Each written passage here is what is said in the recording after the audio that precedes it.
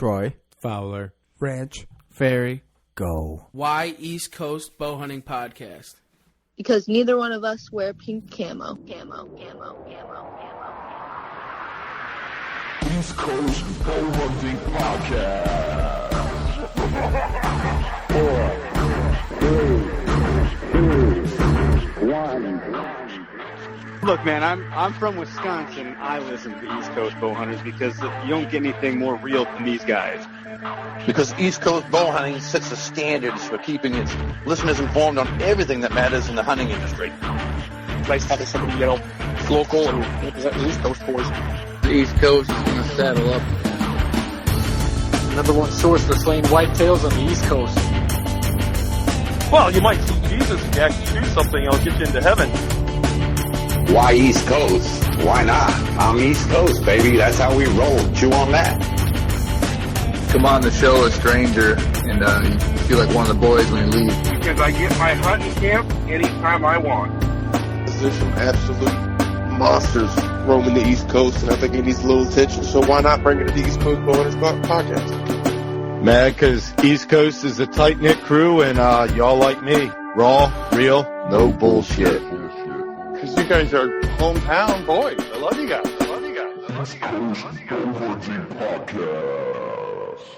This is Kurt Geyer with Working Class Bowhunter, and East Coast Bowhunting Podcast is the only hunting podcast I'll tune into.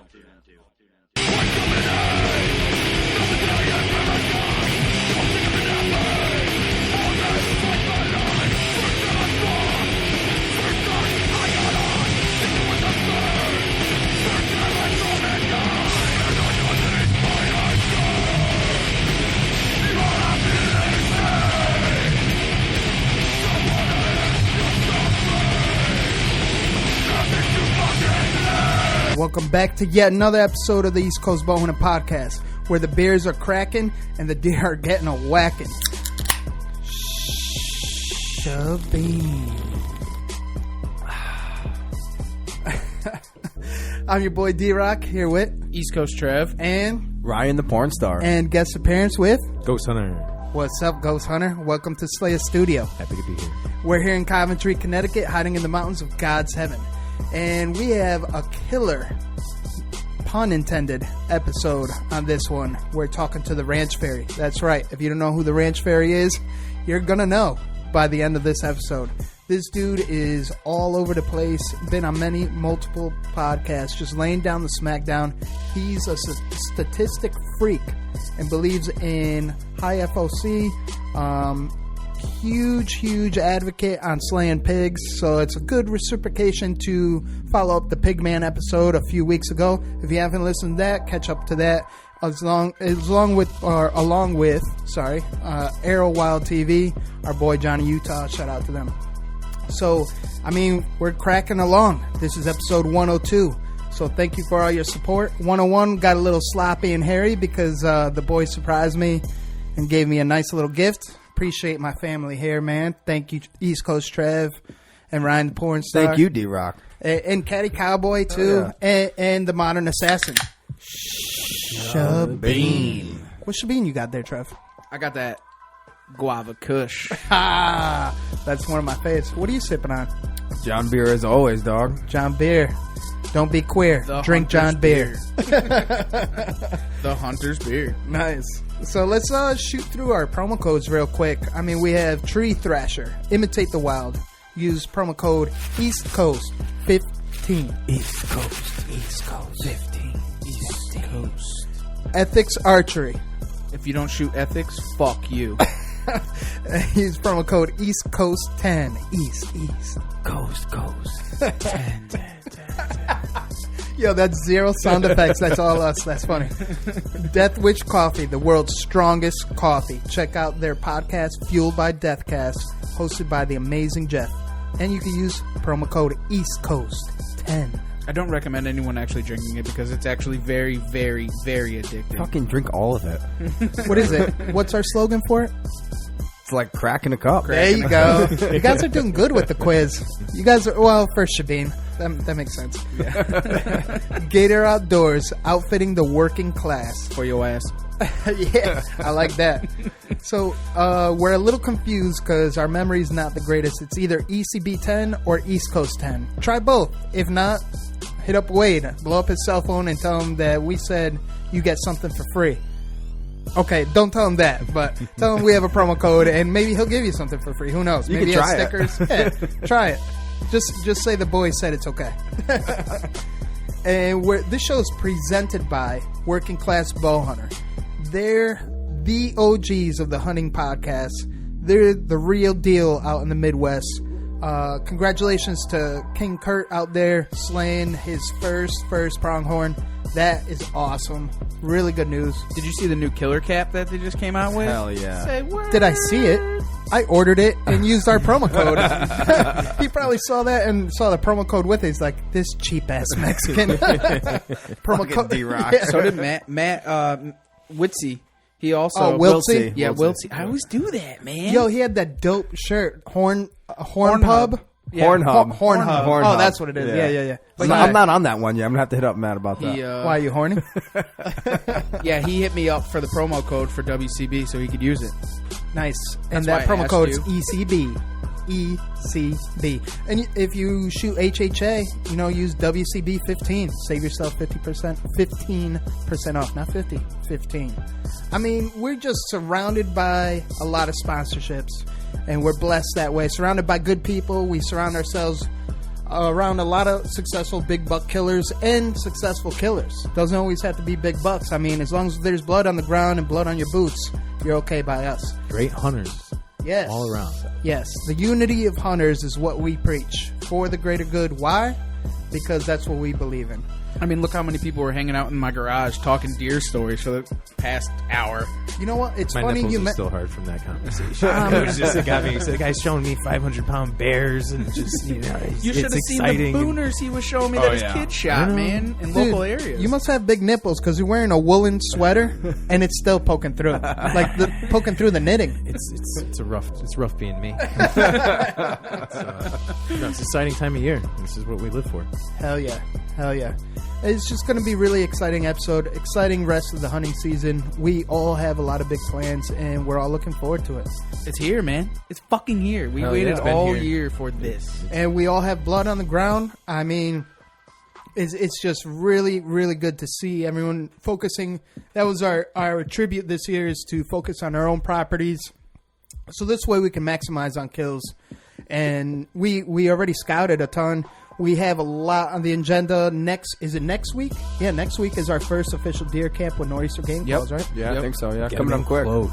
Yeah. Nor'easter Game Call. Yeah. Those guys, another sponsor of us. Just they're out there. You look them up on Instagram. They're always coming out with new molds and just these guys know what's up. They're just amazing. They got it all. And everything.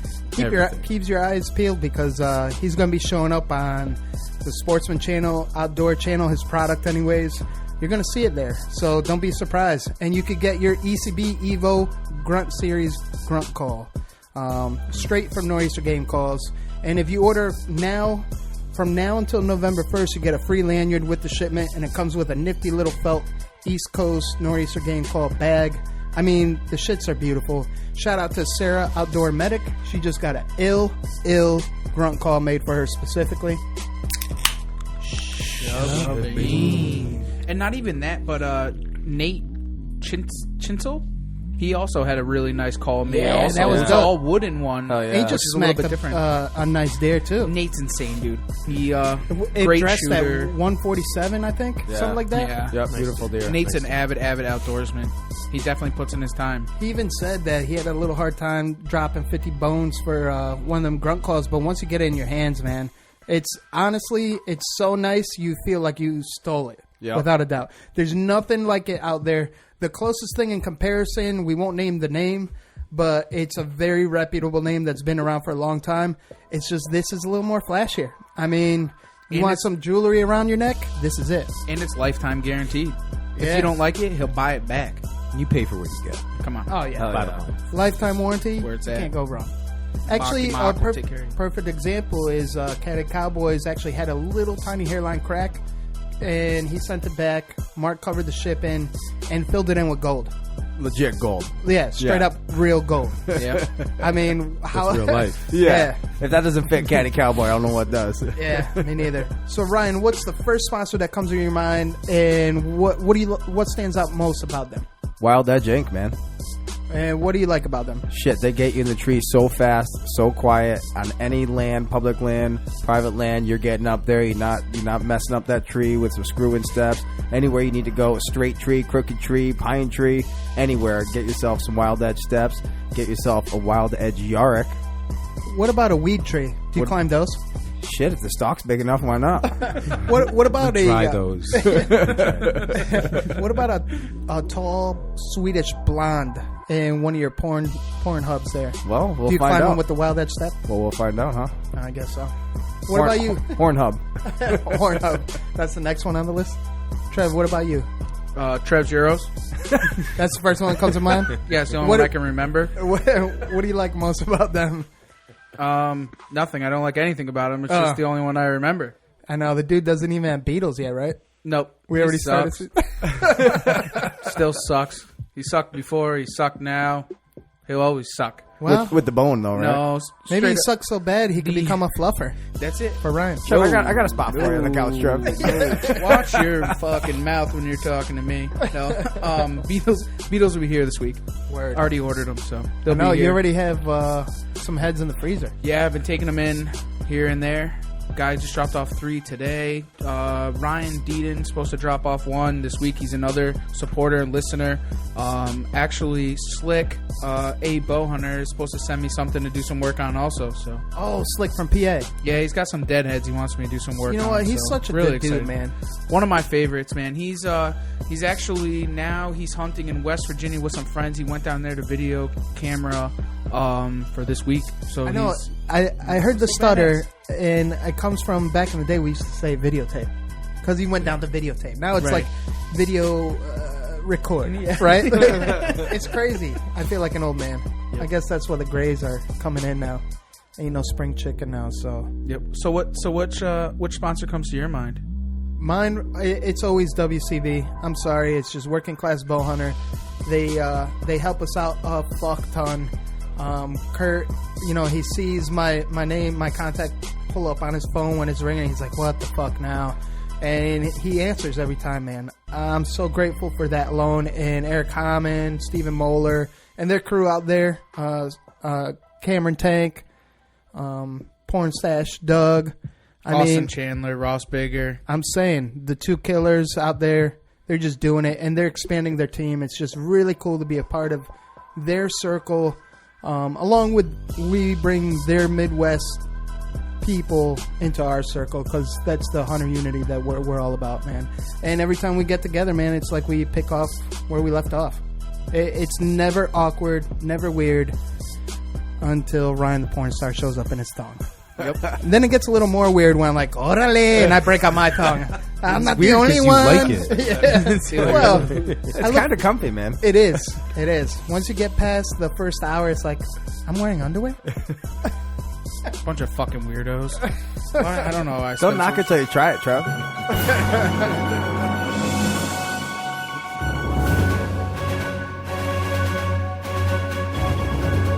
What is up, everyone? And welcome back yet again to another segment of the weekly Whitetail News brought to you by Ryan the Porn Star. Of course, in true East Coast fashion, I would like to congratulate all of you slayers out there with blood on the ground and meat in the freezer. Shabeen. Now, there is tons of news coming in from field reporter Mike Salter. But coming out of the East Coast... Why'd you just whisper his name like that? Mike Salter. You guys got something going on? Hey, man, field reporter. Are you guys going back to the Grinder studio? No. Oh. No, Mike hasn't been there yet. Oh, you're going to break him in then. God. Leave Mike out of this one. All right. Sorry, Mike. That was D-Rock, man. Well, KY. This one's for you, Mike. Did anyone not get? He just said KY.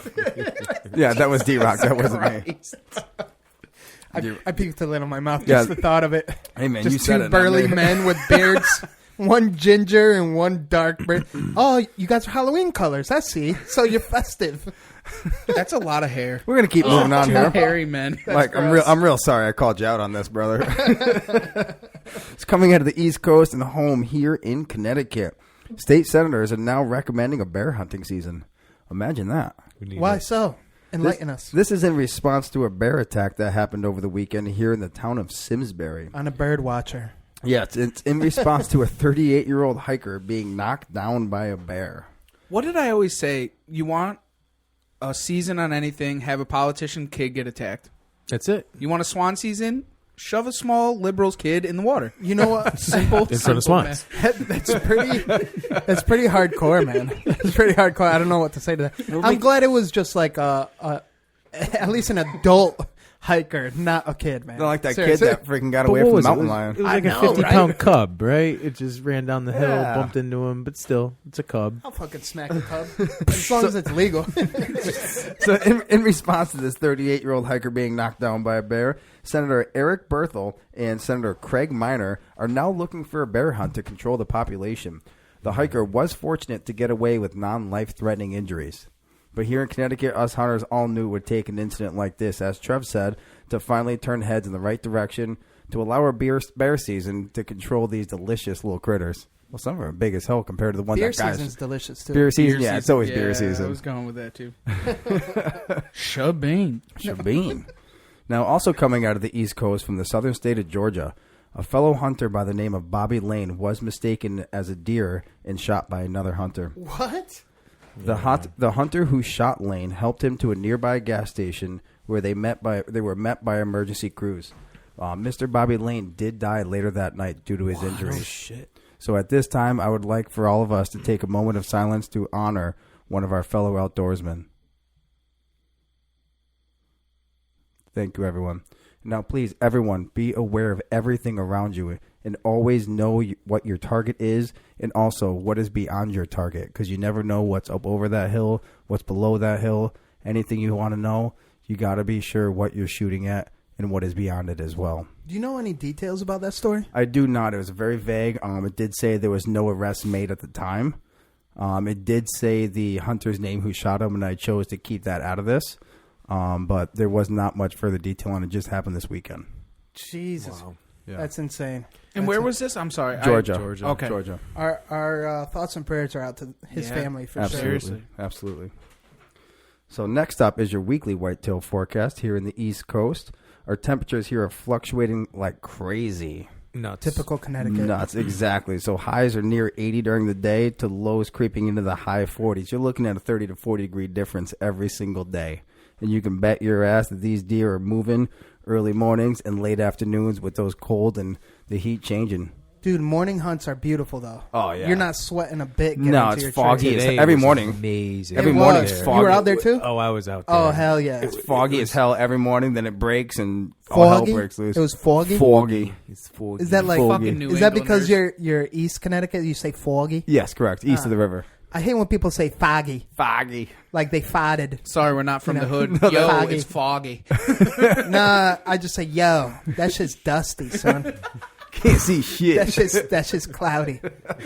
I'm all hazing. It's hazy. No, that's a dude driving down the road in front of you. Oh, yeah, you're right. What the fuck is that? If it ain't vaping, it's fucking a blunt blower. That's what I'm saying. That's Route 8, right? Nah, it's all over. 84. All over. So we currently have a southern flow of wind until Wednesday when a storm front will move in from the west with winds from the west to north, then completely changing to the east for Thursday. And for those of you who hunt the moon phases, we are currently in the waxing moon phase with the full moon being Sunday, October 13th, and that is during our deer camp. Dude, that's the Dude. week going to be hunting. Yeah, we're going to be kill a hunting. booner We're going to that be in deer weekend. camp. I'm excited. You know what? Isn't that close to your birthday, Ryan? Sorry. 16th. Okay. 13th is my parents' Oh, birthday. you're a Libra yeah. too? Hell yeah. I forgot about that Fuck shit. yeah. No wonder we get along. What's up? I hate you most of the time until it's October and Fuck remember you, that. I was going to say, you guys like each other? One more I'm day, seven- man. I'm Tomorrow. 17. Are you really? Oh, No yeah. shit. No Yeah. shit. 16, I 17. thought you were 30-something. You're only 17? That's right. That's why we hate Trev. No wonder. Fucking 'Cause July you're guy. Gemini, No, right? Cancer, son. You got what? Cancer. Oh. Yeah. That sucks, man. Actually, Ghost Hunter's got the bone broth for you on that. Yeah. Actually, can you touch a little on that? Let's talk about it. Sorry to cut No, in. well, we can just... Let's talk. That's your weekly whitetail news brought to you by Ryan the Porn Star. Boom. Okay, cool. Send someone your nudes. To where? Trev. News I to got Trev. tagged on that one. You did? Awesome. That's awesome. What's the worst nude that you got, actually? Was it The actual worst or the person? best? No. Worst or best? Let's hear the best. I want to hear the Fish best. pics here. Dude, we Fish encourage pics. all our listeners to at least send one human nude. We won't rat you out. No, We I want to promise. hear what the best one was, Trev. Somebody sent me one of bears fucking. I definitely got one of those one time. Oh, did on a you see the video. deer one? Show camera. Yep, I Yeah, got yeah. in the two bucks, like the 3 orgy Two thing. bucks that fuck? Yep. Yeah, yeah. I got would've shot all all kinds of three good of them. ones. As long as we got tags for them. Yeah. I got tagged. Prime I got time. 3. I got private land, landowner. You shoot the one that's fucking first, right? Because that'll go still. Like, oh, he really likes The this one- position, and then you shoot the next one receiving, You and then shoot- the one that's like underneath doing I don't know what, the third yes. wheel. Yes, that's exactly. Because he doesn't know what's going on. He's wheel. like, these guys are getting freaky. I was watching the Outdoor Channel the other day. Guy, I think it was Big Deer TV. Guy shot a buck. Another buck came at it and started just horning it down. It was horning it. The deer was completely dead, and this thing just didn't want to give up the fact that this guy kicked his ass for all season, and now he's down. And Easy he was prey, man. Just. I mean, like, that's right. That's what you get. What I tell you? it's You like know one what? big Salisbury steak. After it was done, it was all tenderized and pulverized. I mean, it had Say no to bullying. I bet you that buck that died was bullying the other buck. It was major Bullying happens everywhere. Say does. no to bullying. Stop the bullying. Stop it now. Even deer. So, Ghost Hunter, can we go back into this whole bone marrow thing? Bone marrow. I really don't want to lose track on that. Yeah, so a little bit of my background. I've been cooking and hunting since I can walk, and I've been researching different types of... someone very dear to me has pancreatic cancer, and I've been Get researching... it, deer? Deer. Sorry. Very close to me has pancreatic cancer, and I've been researching that bone marrow in whitetails have a beneficial fat and nutrition that your pancreas doesn't have to work so hard to process, and it's healthy for them. So, we got deer down, we got bones. I've been roasting bones, splitting bones, and making broths, mirepoix, and just carrot, celery, onions, some garlic, different herbs, some bay leaves and peppercorns, and roast the bones first, get your stock and all your mirepoix on the side going, and just let it boil for like 6 or 7 hours on nice and slow. Do it on a Sunday morning early, and you can actually leave your house, keep it on low, come back. So simmering, not boiling. Well, you bring it up to a boil, and then you simmer it Okay. nice and slow. And that's so you can extract all the flavor of the bone. You're not just actually rolling, boiling, because you start scalding and burning the bottom, and you don't actually get all the nutrition out of it by that process. Nice. Real quick question for you, Ghost Hunter. Specific bones out of the deer that you're using, or I love femur bones. Femurs, yeah. I love front shoulder blades. Something that you can crack and actually get marrow out of. The shanks, even when I'm doing like ossobuco, Like Mexican shank or different type? I puppy. Whatever you want. Speaking of shanks, that skinning knife that you gave me from Nor'easter Game Calls, right? Yeah, yep. That I used it for the first. Hell yeah. Amazing, dude. Like, it was the handle, the blade. It was awesome. Was it like this one?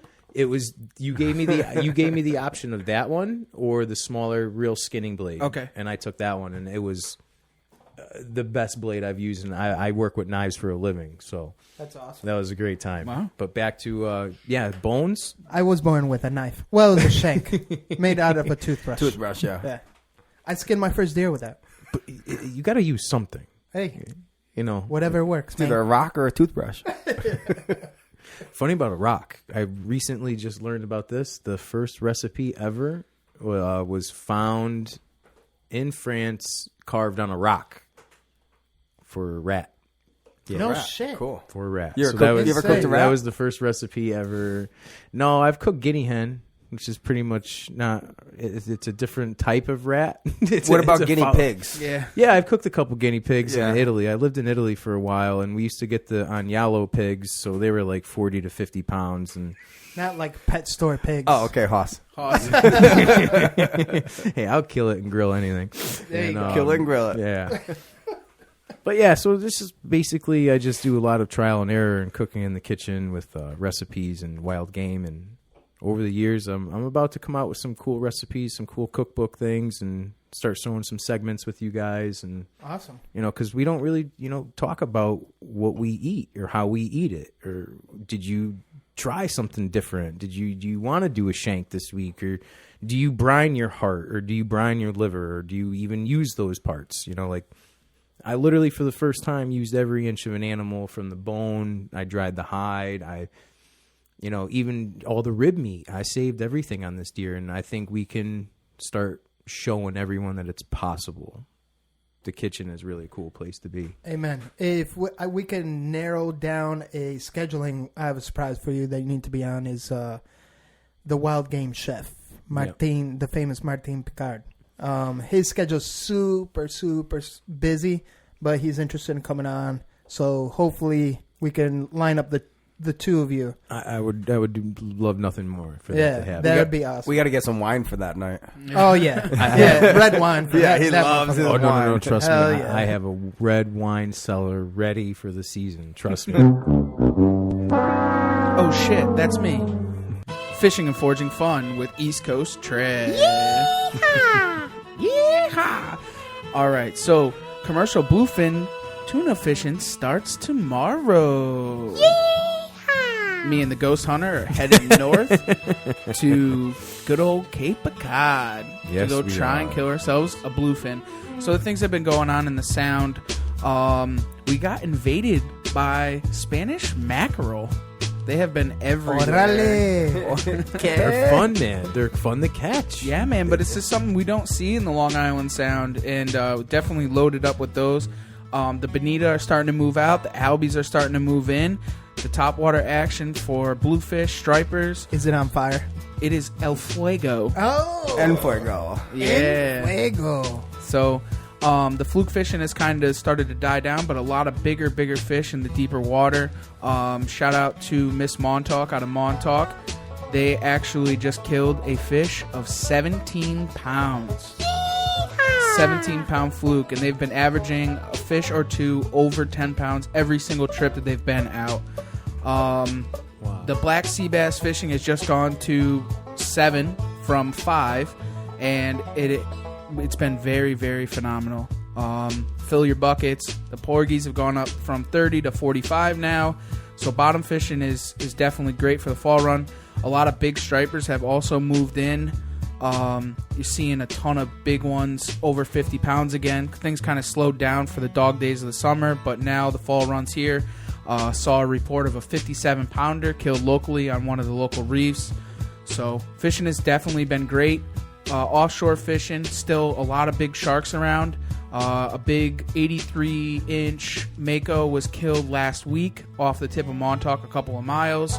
Offshore bite, as far as the canyons and stuff like that, still producing a ton of fish. Is the tuna wicked right now?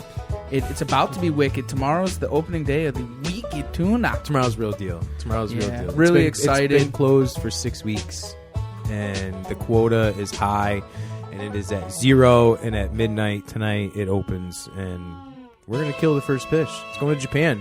Is that where you guys are headed directly after the show, right? Yeah, we're leaving straight from here, getting in the car, everything's packed up, and you're going to Japan. Well, we're gonna send our fish to Japan. There you go.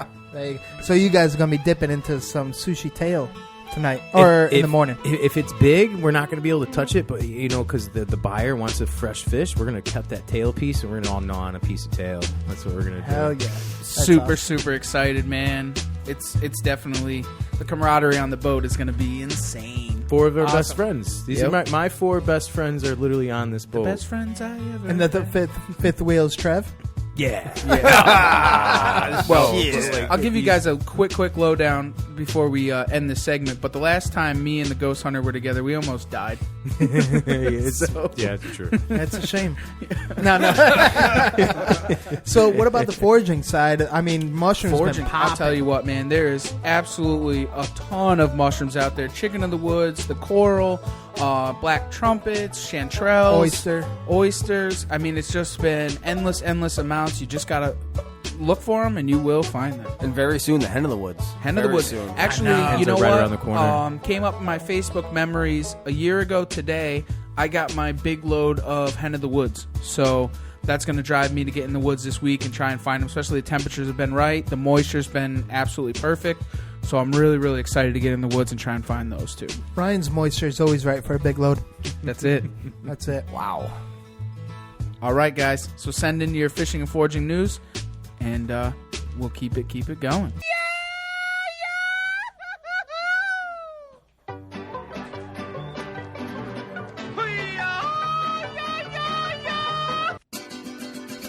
Welcome to another edition of the Borderline Corral for Borderline Issues at Hand.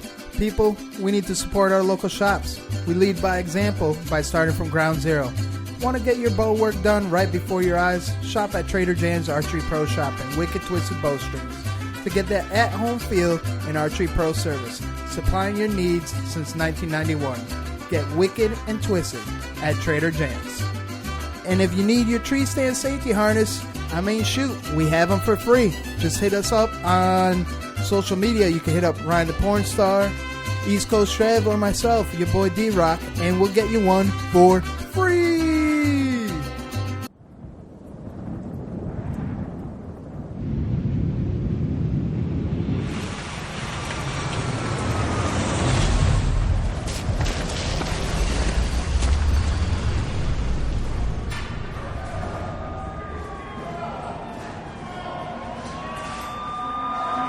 All my friends are heathens, take it slow. Wait for them to ask you who you know. Please don't make any sudden moves. You don't know the half of the abuse. All my friends are heathens, take it slow. Wait for them to ask you who you know. Please don't make any sudden moves. You don't know the half of the abuse. So we're back on the line with Troy Fowler, the Ranch Fairy. What's going on, Troy? How you doing? I'm doing great, man. Thanks for having me on. Thanks for coming on, man. I know you have a busy schedule. The funny part is you were recently in Hartford, and it was cool because at first we were kind of talking, getting a gist of our flow of conversation. And originally you said you were coming into Rhode Island, but come to find out you flew into Bradley Airport in Hartford, Connecticut. So I thought that was pretty dope. Out of all the people I'm trying to get on the show, you were already flying into Connecticut. I was 100 miles away from you at one time, which is hilarious. And y'all are nutmeggers. That's right. That's what they said. That's You're a right. bunch We of are. nutmeggers. Yeah. That's outstanding. We're hardcore nutmeggers, though. Don't underestimate the I don't know nutmegger. what that does to you. Can you snort nutmeg? Keep it fresh. Hey, however we can live life to the fullest, bro. Yeah, there you go. Keep it positive, cheaper. man. Yeah, it's a lot cheaper than the white stuff. Longer half-life. Yeah, there you go. There you go. So for our listeners that might not know who you are, hit us off right. Tell us who you are, where you're from, and where we can find you. I am a moderately insane person from Austin, Texas, and grown up my whole life in the Central Texas area. I was born and raised 50 miles from Austin. As we discussed earlier, I understood that there were other states. I just never left for about 25 years. I have a YouTube channel called The Ranch Fairy, and the reason why I am The Ranch Fairy is because I am The Ranch Fairy. We have a place in South Texas. It's my wife's family's place, and I am the ranch manager. And that means make sure that the AC is working, that the scooter's always running, that the tractor works, and could you please put a good deer in front of me in about 20 minutes? That'd be easier. And make dinner reservations because I don't know how to clean a deer. So, literally 10 years ago, I started calling myself the Ranch Fairy to my family. I was just like, if something breaks, just call the Ranch Fairy. It's written on the side of the refrigerator at the ranch. If anything breaks, call the Ranch Fairy, and everybody knows it's me. And of course, they have my number and all that. So when I started, we'll get into this, but the Ranch Fairy channel is about maximizing your arrow efficiency once it hits an animal. And I have a tremendous experience in the world of losing pigs because of failures. And I saw a hole in the industry where people are doing product reviews, but you don't have access to shoot stuff with it. So you shoot MDF or whatever it takes. And it's just an access issue. It's not that they wouldn't do testing on animals. They just don't have them to test. And if you're going to get 1 or 2 tags a year, to hell with it. I'm not videoing. Right? I'm going hunting. So come from that, I have a science background. I'm a respiratory therapist. I've had a cadaver. I've cut a human apart. So I know how to fix you if you have a hole in your chest. Figuring out the reverse of that is pretty straightforward. So it's good to go hunting with you then, in case of an accident. Yeah, it's good. If you get hurt, I'm likely to get you out. All right, cool. So I do autopsies on my channel, and I try to take arrow effectiveness to the next level on big game animals. And we have a pile of pigs. Everybody's read about the problem and all that. I don't have a problem. They're fantastic. 365 days a year, 24/7, RPGs, tanks, machine guns, fire bombs, whatever it takes, you can shoot them with it. And so I leverage the pig population to test arrow effectiveness. And so that's my niche. And the Ranch Fairy, I was already calling myself that. And then when I put it into Google, nobody wants to be a Ranch Fairy, apparently. So in analytics, I win. It's an easy name to remember. I don't have to climb a ladder. And sure as hell in the flat brim, steroid, up, get tan world of bow hunting these days, no one wants to be a fairy. And so I win on that. So you have an LLC for that? Ranch Fairy LLC, or no, you're just rolling with it? I'm not really worried about it. It's not. Nobody's going to take it. Nobody's even threatened. Nobody's even done hashtag under Ranch Fairy. Nothing. Nobody's going to do that in bow hunting, man. So you know what? I'm going to have to start hashtagging Ranch Fairy. Yeah, right. There you go. Just on buy certain all stuff. the names, Ranch Fairy ad or whatever. Nobody's threatening me. Nobody wants to be a fairy, and so it works out, and it's worked really, really well, and people don't forget it. So as a brand name, it's worked for me. Hell yeah. Porn star Ryan the porn star's got a question for you. Well, you know what? You just said no one wants to be the Ranch Fairy, so I just literally Googled what is a Ranch Fairy, and you were the only motherfucker that came up. Everything that came up is just you. Right. You usually see my grinning ass with some crazy broadhead just... Exactly, yo. Hey, this dumbass is a Ranch Fairy. So, right. I was curious if there was going to be like an urban dictionary or anything for Ranch Fairy, but no, it was just you. No, it's just me. Yeah, there's no Wikipedia on it. There's no other names. It just me pops up. So it works for me, and I'm moderately insane. I mean, I just don't see the world like other people do, and so it doesn't bother me one bit. just who I am. So that's that. We share a same passion, too. You're rocking ethics a lot of the time, right? I'm shooting 100% of their stuff now, all the time. Can you dip into... Let's hardcore dip right into that, the heavy arrow setup and why you believe in it. Because I've got the data and the failures. Okay, so... This is going to be, for you that are listening, just hang in there. It's going to get a little crazy and be long-winded. I get a little bit preachy at times, but just hang on. So a feral hog is like nothing in North America. They are just arrow-eating machines. I killed a deer about 12 years ago low fence, legit. None of this Texas high fence genetic scrap. He scores 155. He's sitting on my wall right here, and I lost it. I just don't care to kill another deer. I just don't. And I have a ton of family, and I've got a lot of nieces and nephews. So as the ranch fairy, I've got game camera pictures, and I try to get them set up to kill them. So I'm part of the game, but I just don't personally care to kill another deer. Mule deer, yes. Elk, yeah. I got some other critters I want to whack, but a whitetail deer, I don't know what happened to me. For instance, I also have this weird thing. I used to be a hell of a shark fisherman on the Texas coast.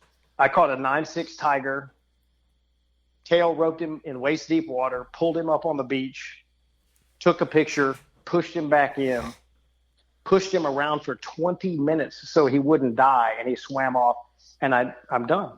I'm just kind of one of those guys. I'm weird. So I went and did something else. So what happened to me is, at the ranch, I'm always down there managing. I started to fall in love with the great big feral hogs. And on our place, over 200. And you got to buy a scale for all you peckerheads out there who say everything's 300. You're a liar, okay?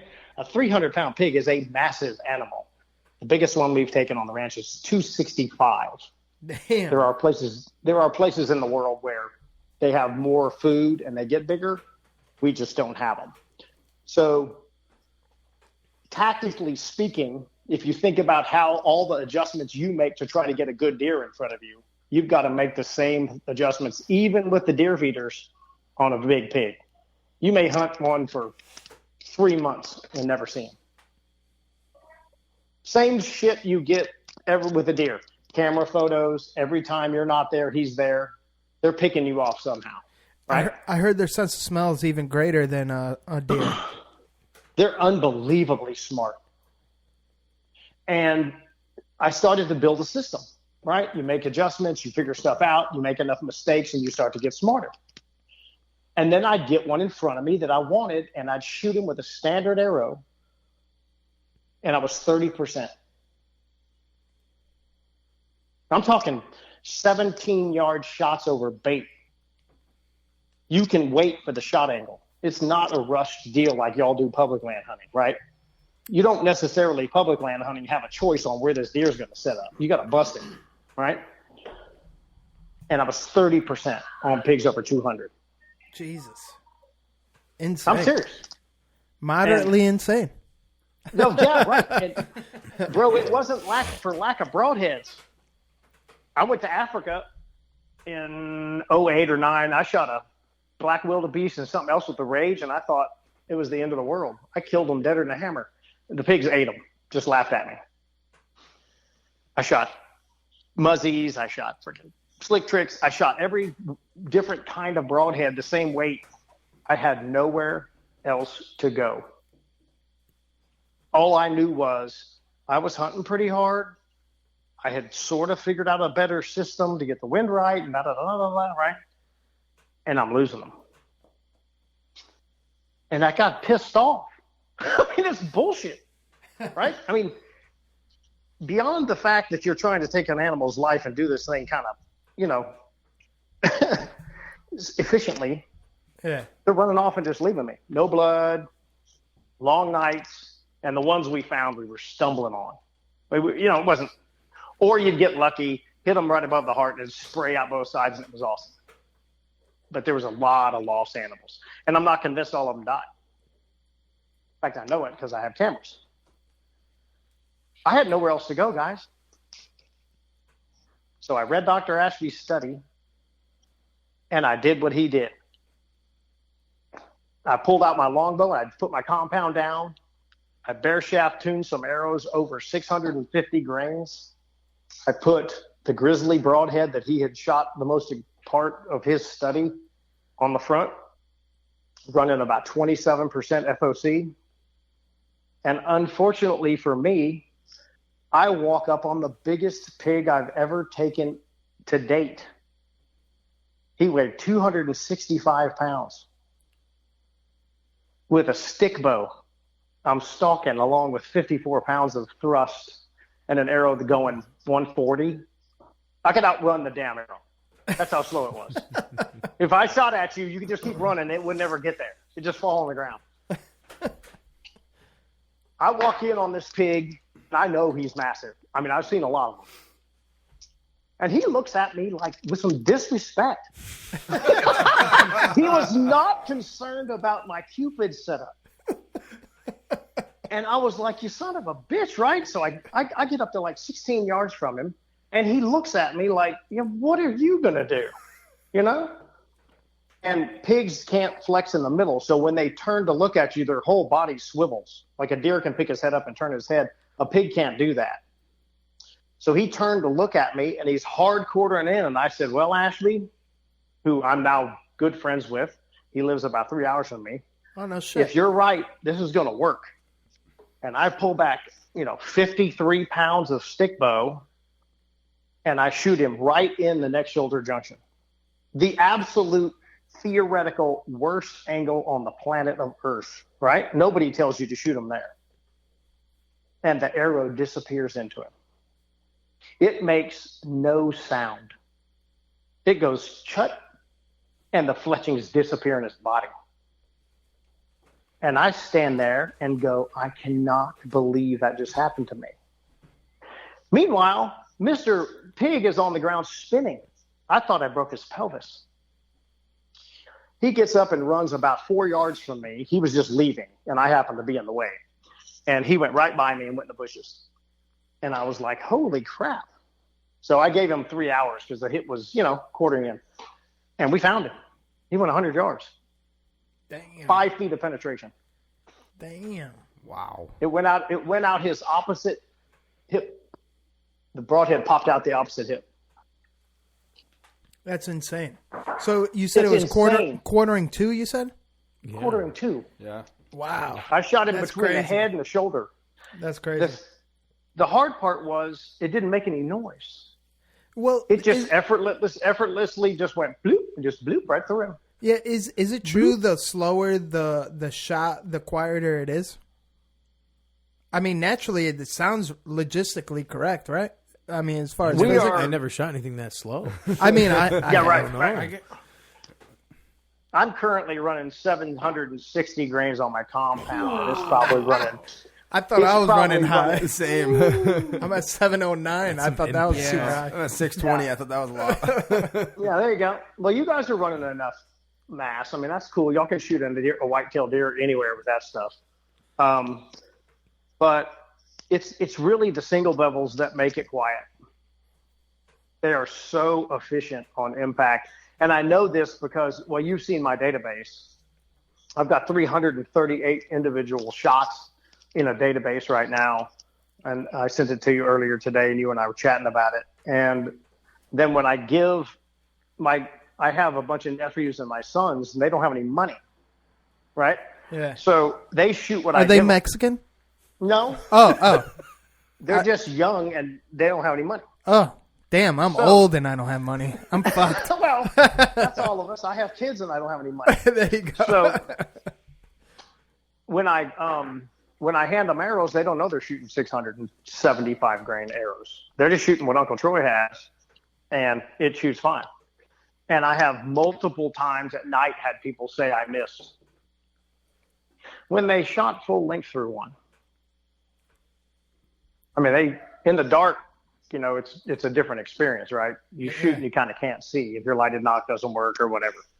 And most people are pretty freaking out too at night because they think the woolly booger man's going to bite them. Jesus, people get so scared of the dark. It's ridiculous. That is weird. I will tell you that walking across the pasture at night stalking pigs and wading into a pack of them can be moderately exhilarating because the little bastards run everywhere. It's like all man for himself. That's no joke. They don't leave as a herd. They go everywhere. Taking out your legs and shit. Yeah. Yeah. It'll make some people climb up you. So it's really the efficiency of that single bevel head, which is totally next level as far as broadheads are concerned. They actually rotate on impact and split bones like are reported. If you get your arrows over 600 grains and put a single bevel and it's flying right, they just go through stuff like nothing. They'll go through a deer like they're not there. So is like the rest history now? Like now you're just pounding through every pig you shoot once you've dialed it in, figured it out? Are you having So I'm this 10 success? for 10. We're 10 for 10. I shot 6. Yeah. And I've had 4 other people shoot 4 other pigs over 200 pounds, and we're 10 for 10 now. Right now, nothing's gone 75 yards. That's so, amazing. So Troy, break it down. The Ranch Fairy setup. What are you running? Break it down from A to Z real quick, because I know the listeners are like on the edge of their seat. Yeah, I already had a bunch of people turn it off. Right? They're like, "This guy's an idiot." No, without a doubt. No, we preach the heavy arrows here. Yeah, you guys are getting there. So, I am currently running an Expedition Excursion 6, and it's 65 pounds at 28 inches. Nothing fancy. I shoot the QAD basic rest. I shoot the middle one. I don't ever buy the really expensive one. I don't buy the cheap one. I like a fall away. They just seem to tune easy for me. I'm not very good at it, and I don't know that much about bow and arrows themselves. One thing I am religious about is I bare shaft, knock tune every single arrow before I fletch them. I'm currently running Black Eagle Rampage 250s. They're 28.5. I've got 200 grain Ethics insert sleeves up front. And then I'm running a 300 grain point. Wow. That is wild. That's insane. That is wild. You did say 300 grain point, right? I shot 600. I shot a pig with a 600 grain broadhead, and it went through him like he wasn't even there. So, like you said earlier in the episode, FOC is about a third of your arrow. You know. Yeah, I'm running. My FOC is in the high 20s, so I'm running probably 28 right now. Yeah. Percent FOC, and that's kind of over the top. So I'm currently shooting the tough head single bevel. And they're 3.25 inches long by an inch wide. They're the closest thing built on the earth to what Dr. Ashby shot, called the Grizzly Extreme, which he had to grind down himself. And they absolutely are effortless going through stuff. I mean, they're just super efficient because they're so long and skinny. And it just doesn't stop. That's insane. So, it's 450 or 500 grains up front. It's pretty cool. Shoots good. That's crazy, man. That must be a great sense of like satisfaction that you accomplished that, like trial and error, and just research this and you did it. Like that's a huge thing. Yeah, that's a great comment, because that's exactly what I want to dive into, Troy, is the system that you have here, like your data and findings, and your quote unquote ranch fairies that submit everything that you're trying to find out exactly. Yep. So I'll touch on my evolution a little bit, and then we'll go into the data piece and why I did that. So awesome. My evolution started like everybody. You're kind of in the crowd. You don't know if this stuff's going to work. You're slowing everything down 50, 70 feet per second. It doesn't really make a lot of sense. It doesn't. Because you don't see that in bullets, right? You don't see this massive drop in velocity with bullets. They still go pretty fast. And that's most of our mindset is you kind of try to tie rifles to arrows, and they're very, very, they're dissimilar in a lot of ways. It just can't be connected. So my first step was to put, I did the thing with the longbow, and I wasn't sure what to do with a compound. I was like, okay, well, I got all this juice.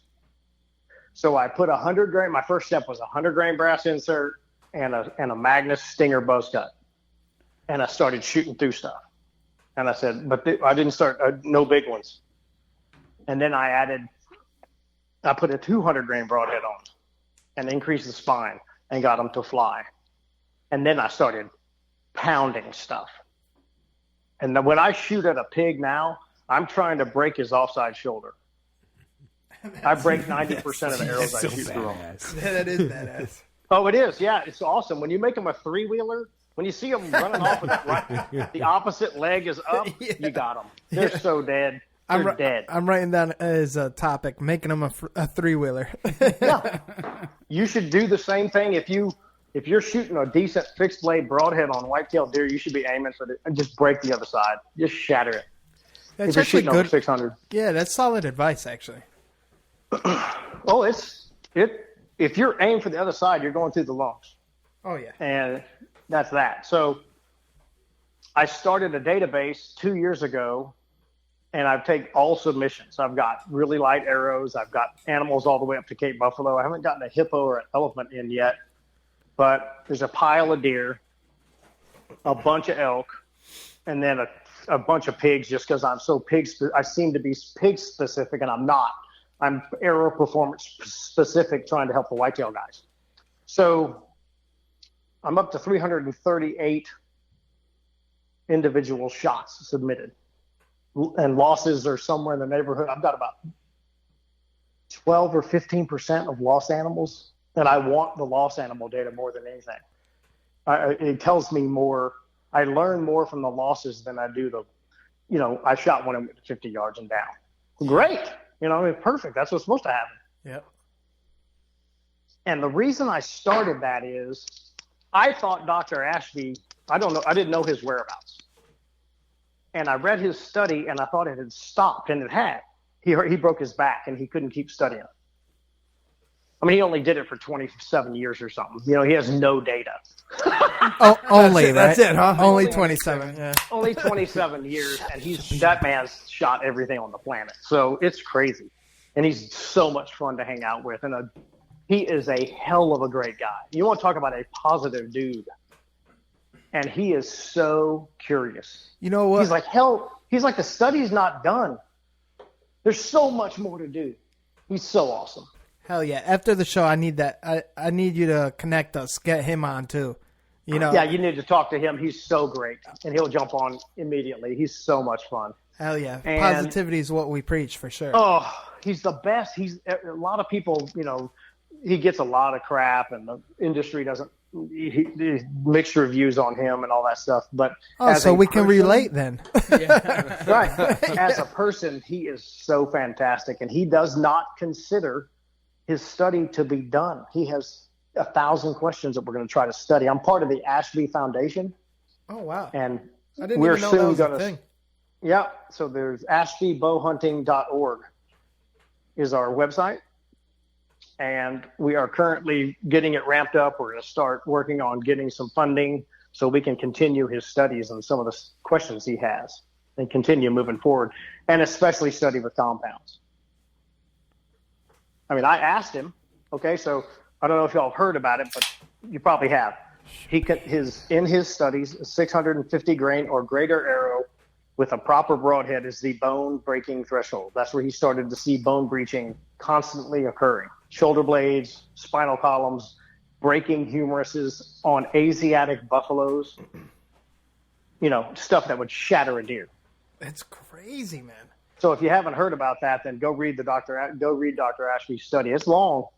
Oh, it's actually believe it or not, Troy, it's a very common subject on this podcast. And honestly, like out of all podcasts, this is probably the least you would hear that. But it just seems like the crowd and the guests that we attract are really into not being routine and not being the norm. We're kind of like the outcasts of the hunting industry, more or less, as far as guests. Fine, then we're going to be fast friends because trust me, bro, I'm not doing what it takes to get a lot of freaking subscribers or likes. Same. If I was doing that, then I would just shoot every mechanical broadhead and say every one of them's great and try to grease everybody's ass and make them feel good about themselves. Well, screw that. So you don't wear chapstick because we don't. You know what I want? I want the people who listen to me, I want them to succeed. That's it. Amen, brother. I couldn't give a crap about fitting in. I don't care about trying to make people happy. I want them to be happy because they succeed, but I don't want them to be happy because their friends think their freaking peep is the same color as their damn rest. I don't give a crap. Yep. If you saw my bow right now, you would throw up. I had Bruce at Ethics. He said to me, I don't know what the hell we were talking about. Oh, I know what it was. Guinea pigs? Guinea pigs, yeah. Easy now there, brother. Christmas vacation. Hey, honey, get out the rubber sheets and the guinea pigs. So I had put my sniper hog light on, and it's got batteries, and it's pretty heavy, and I shot right under this boar. I mean, he walked right out in front of me, and I shot like right under his brisket. And I was sitting there thinking, what the hell happened, you know? And I was talking to Bruce, and he goes, well, what does your stabilizer weigh? And I said, what kind of question is that? I mean, who knows that? Who weighs their stabilizer? Hoss. Yeah, I know that. And probably to the millionth of a gram. Right? Yeah, exactly. And his back bars and that long rubber thing that hangs down, the long stabilizer that hangs kind of limply. It's got ED or something. You got to shoot that for targets. I don't know what the hell that is. It's for front FLC. Oh, I see. I have a stabilizer on my bow. I was climbing a mountain in the Gila. I'm the worst elk hunter ever. And another unsuccessful elk hunt. And my bow, my pack, I was pushing it up the hill, and it got away from me, and it rolled down the hill about 200 yards with my bow on the pack. It's just bouncing. Oh, man. My stabilizer broke in half. Okay? I had duct tape. I duct taped it back together, and it's still on my bow. That was 3 years ago. I sent a picture to Hoss, and he just didn't talk to me for a couple of days. He was like, you're an idiot, you know? It's so much fun.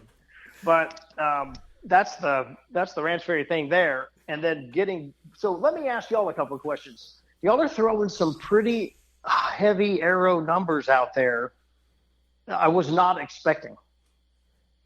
Why is that? Why? Elaborate. What are you doing and why? Shooting rhinos. Okay. Well, I'll go first. The one big attraction was before we got into season, because we've never realmed into the heavy arrow setup, and then talking to Hoss, obviously the Ethics sponsorship, he's a huge believer in heavy arrow setup, and then shooting with Hoss, seeing him smack a target at 100 yards and the target moves. Yeah, I've done that. Like on impact, like knocking targets over. I was like, all right, that makes sense. You know, longer yardage, you want a heavier arrow for, I mean, it's just plain physics if you think about it. You want penetration at longer yardage, you need that. And have you shot anything with it? Yeah, actually. Okay, so what are you seeing different than what you used to see? It seems like, to me anyways, with my own experience, the animals are almost like getting knocked over before they even, like they're falling over before they're even penetrated, if that makes sense. That's what it seems like when you're looking at it. It's like you're giving them a knockout punch, and then the arrow just blasts right through them, and then and then bones are shattering. Okay. That's what I'm experiencing firsthand. Because you're shooting, what's the broadhead you're shooting? It's moderately mechanical or something. It's kind of a hybrid? Well, it's smart head technology. Yeah, it's a hybrid. It flies fixed, but it collapses down to the bleeder blades to 7/8 inch. Yeah, to emit pass-throughs through bone. Sort of like the rowboat theory. If that makes any sense, you pull in the oars. Read about them. I just don't remember what it's called. I don't keep up with all the broadheads. I saw you and I talked about it very quickly, and I read about it. So it's Zeus broadheads. Okay, so with these heavier, somebody said 700, somebody said 600. Y'all are seeing. I don't have any. I'm getting ready to start playing with some mechs and shooting some 800 grain arrows. I can build them and see what that does. I'm afraid it's going to shatter them. I don't know about that one. Well, but I think a hypo or something would explode. I just don't know if they can handle the torque. All right, so these Zeus broadheads, right, since we're on the subject, they're actually really designed for a lighter setup. Yeah, sure, of course. I actually, for the sake of experimenting ethically, because it's a little different, we don't have pigs, so I got to make them count up here in Connecticut. Of course. I shot my Day 6 arrow running their centric components, and that's with the 125 grain broadhead, that's at 525 grains.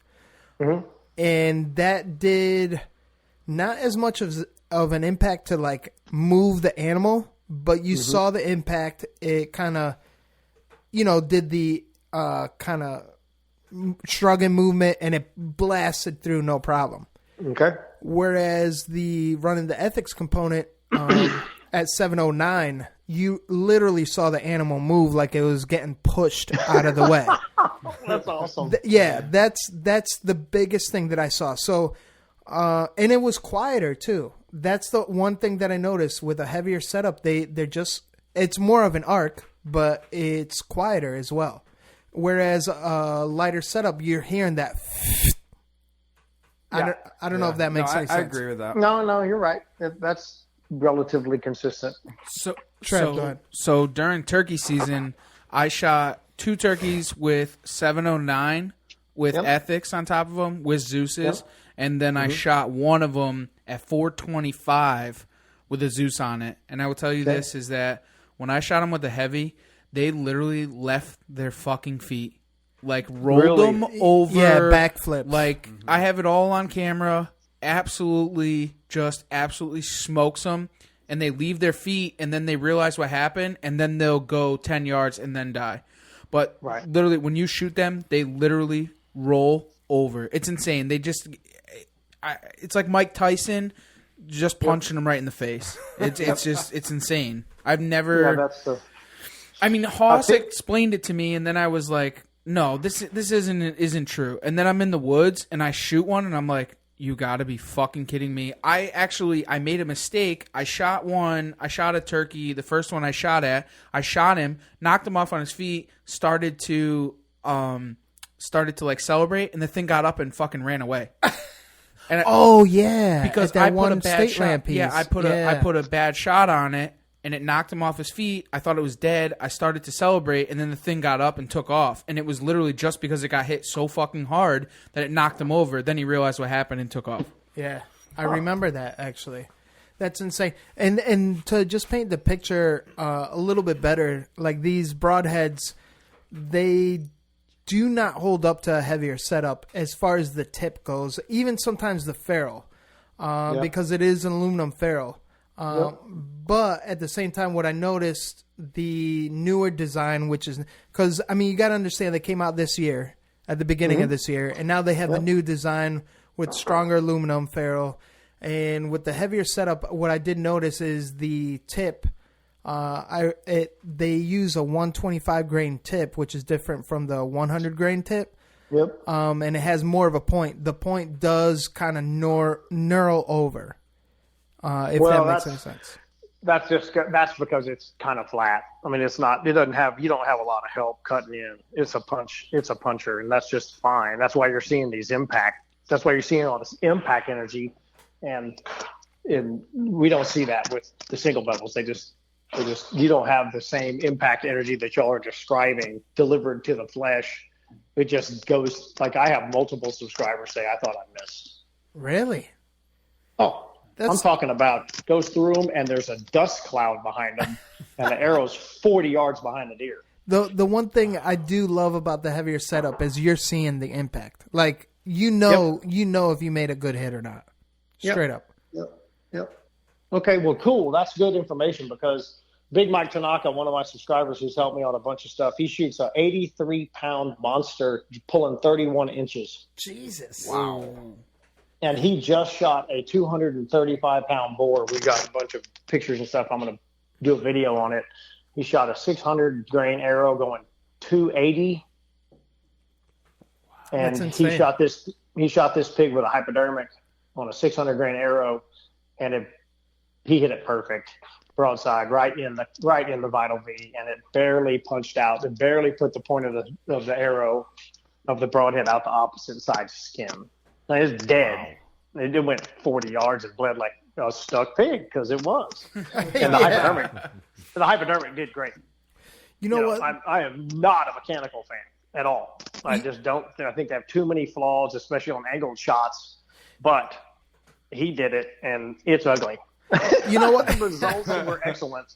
That's the one thing I could say about Zeus, because it's all trial and error, and of course it's a buddy of ours, But so of course we're going to support it. But at the same time, we told them straight up, hey, we're a little skeptical because we're the same realm. Anything mechanical is like it's a little iffy because you're just susceptible to more flaws. And it's been working. And honestly, everything I've been seeing, especially with not even a great hit, they haven't been running more than 20 yards.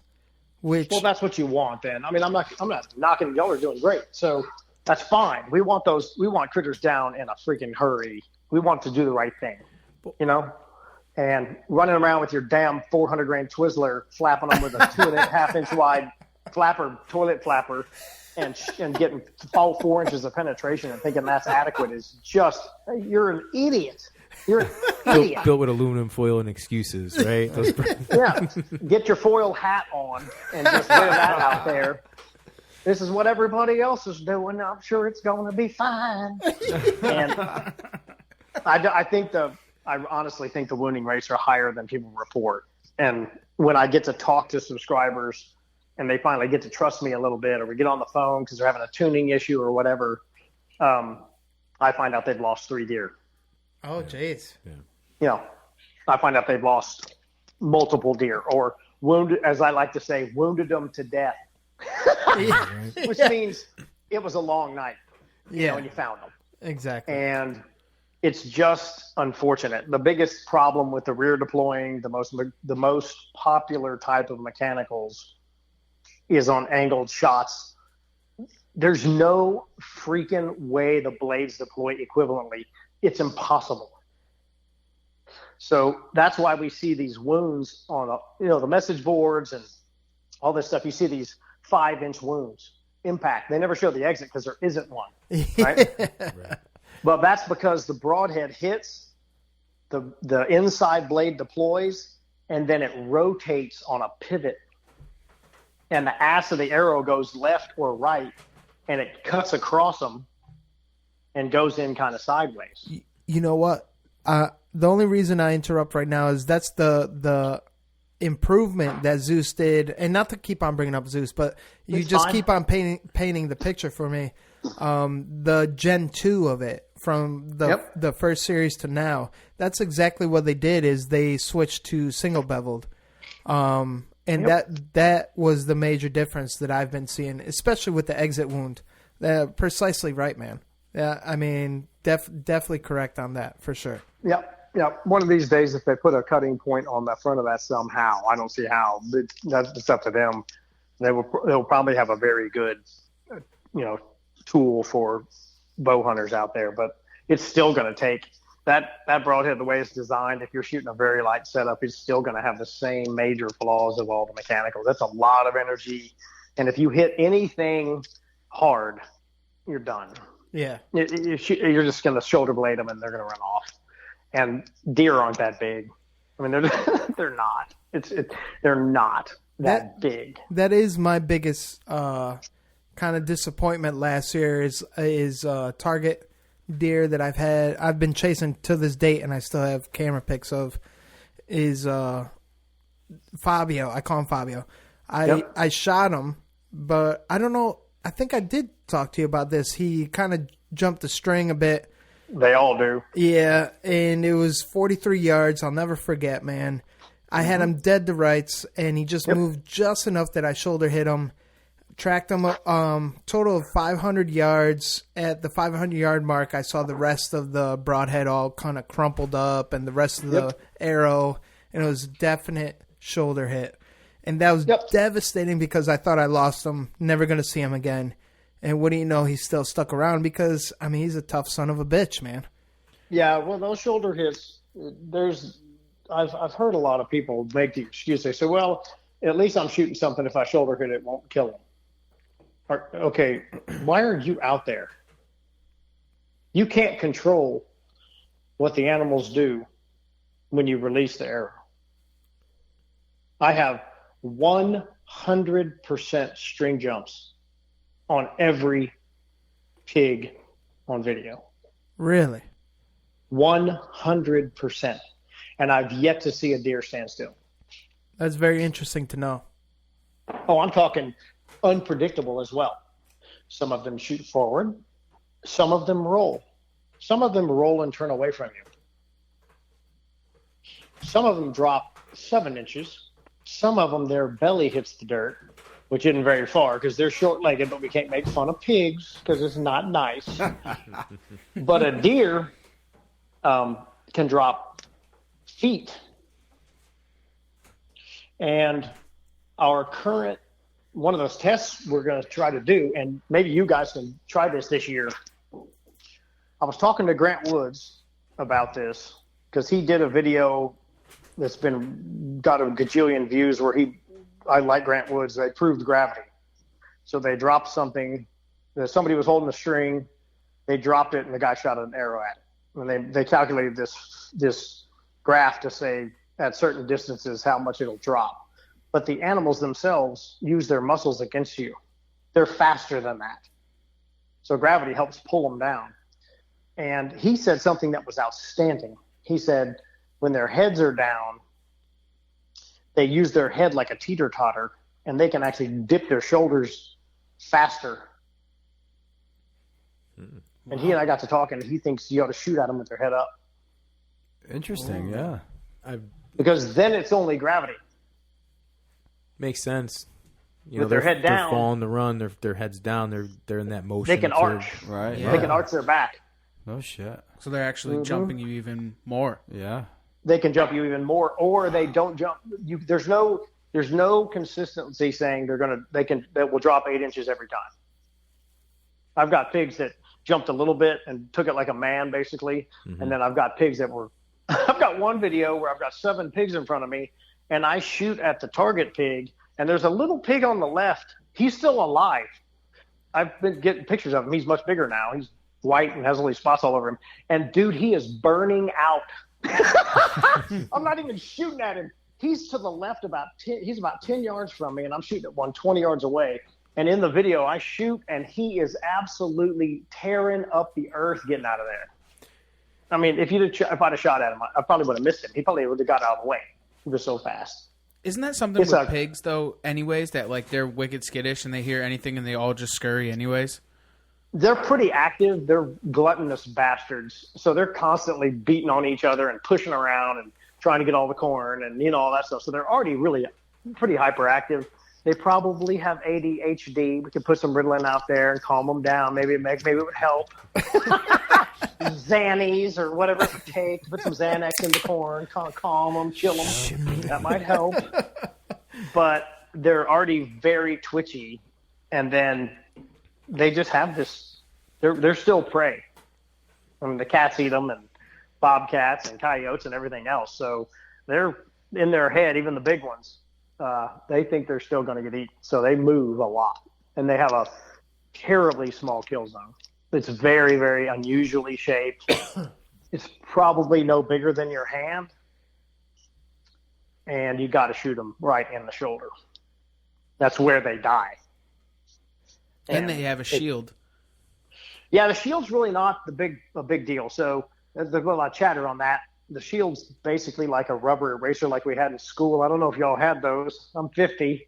But one of those are rubber erasers that's square. It's about like that. So to a broadheaded, you know how they say bulletproof vest's worst nightmare is a knife.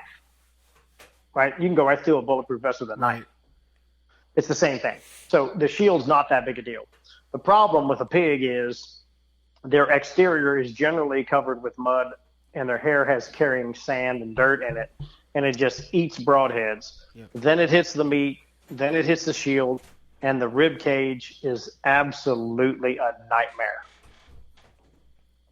Next time you get ribs in front of you, put your finger on the meat part in between the bones. It's not going to be much wider than your thumb. The actual meat between the ribs, okay? Mm-hmm. That's an 800-pound pig you're eating. Yeah, that's pretty insane. Your broadhead gets destroyed. So what by was the rib cage? What was probably the talking all about this pig killing? What was like the have you ever had a fuck you moment, like, oh shit, like what the fuck is going on, that it just caught you off guard, you don't know what's going on, just kind of like, I don't know, kept you on your toes?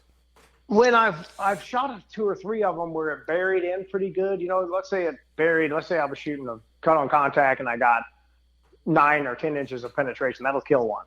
That'll kill the biggest pig on the planet. Their chest wall's not that wide, right? You get good, you get a third of an arrow of penetration. It hit bone, and when they're running, it's real solid in them. Like it didn't shaking, right? It's in the other side. It's locked up. So you've gone through the goodies. And you wait an hour, and it's now dark.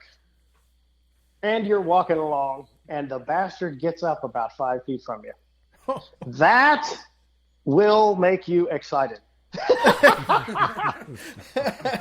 When I'm down by myself, I make no excuses. If I wade in on a big one, I've got a 20 gauge full of buckshot. I'm done with it. I'm not dealing with it. If they get up, I'm gonna paste them. Enough of that crap. No one's got time for that. I like the adjective, or the adverb rather. I'm gonna paste them. I'll just paste them. I figure if I shoot them at 10 feet with a 20 gauge with full of buckshot, I just happen to have this little 20 gauge, coated with whatever, it's bomb proof. It's gonna blow a beer can size hole in something. I don't care where I hit them. It's gonna be disruptive. If they get me, they get me. But when I'm down there by myself, I take it with me. Pistols are fun, but you might as well just shoot straight up in the air. Good luck hitting them with that. And an AR, that's just for show. That's just pecker measuring to roll in there with an AR. You're just an idiot. Usually smaller the pecker, right?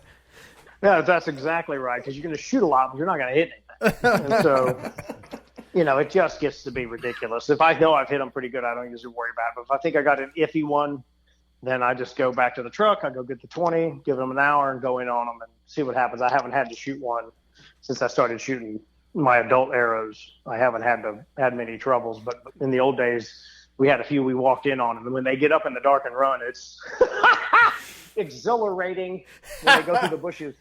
Oh, and your friend is climbing up your side with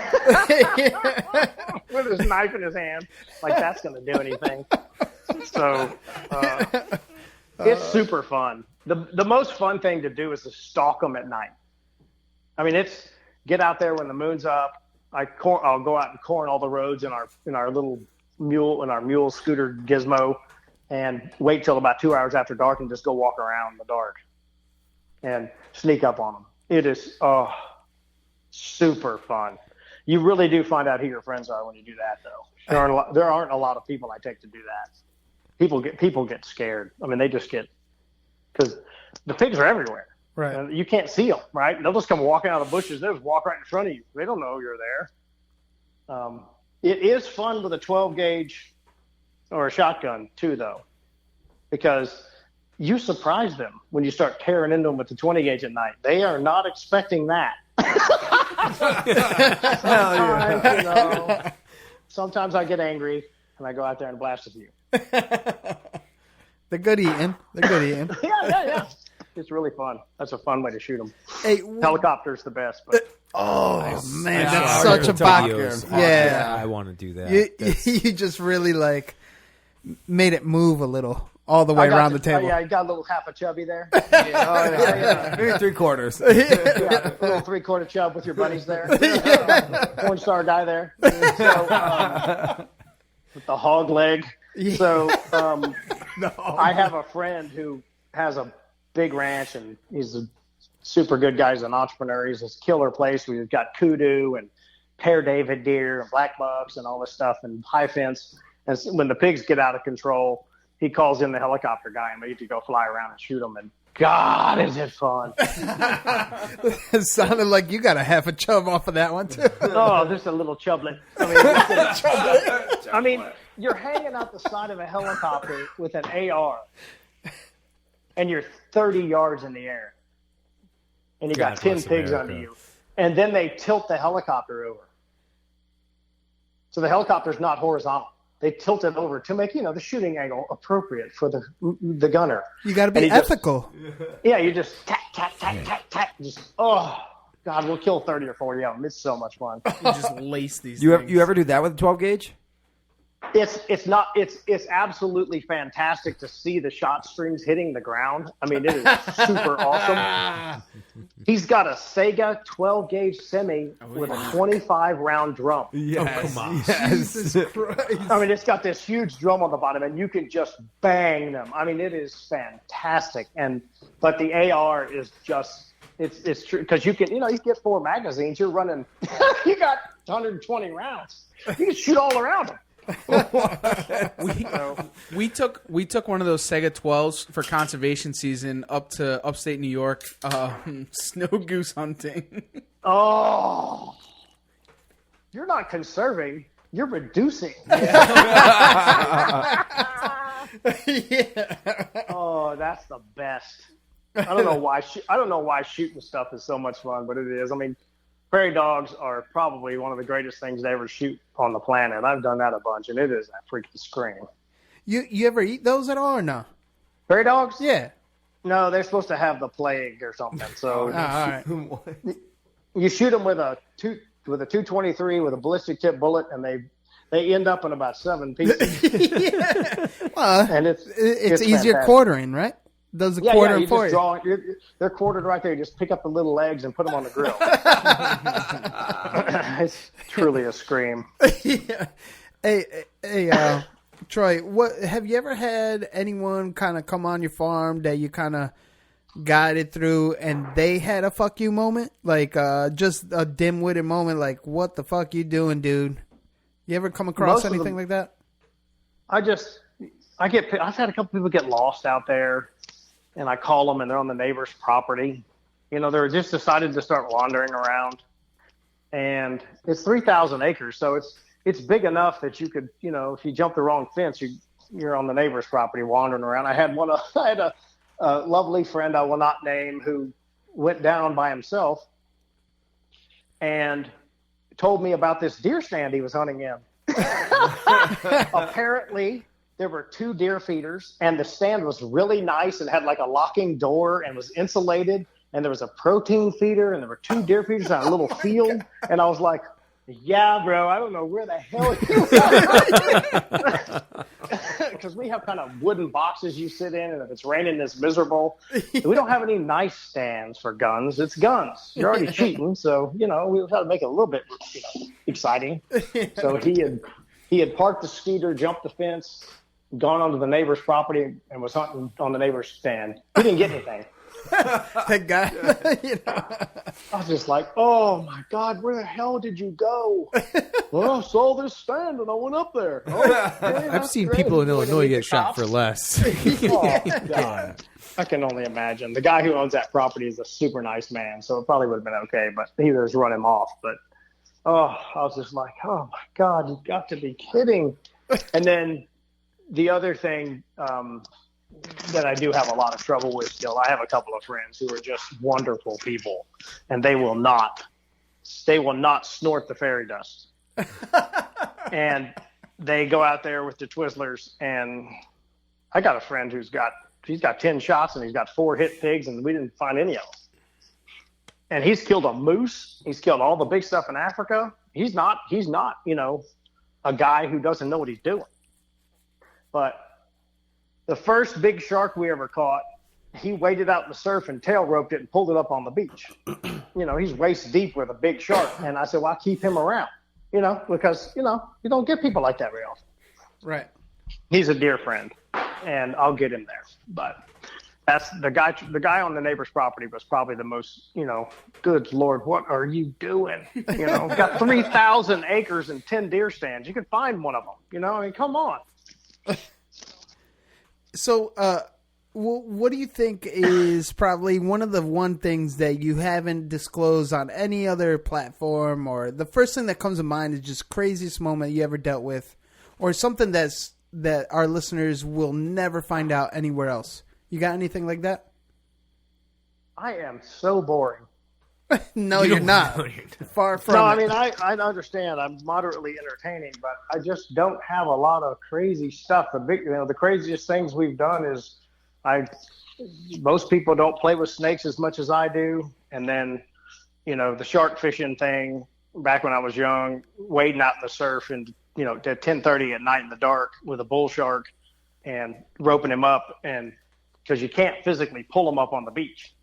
You actually have to grab the fish, put a tail rope around him, and you're waist deep with him, and his head's as wider than your hips, and drag him up on the beach.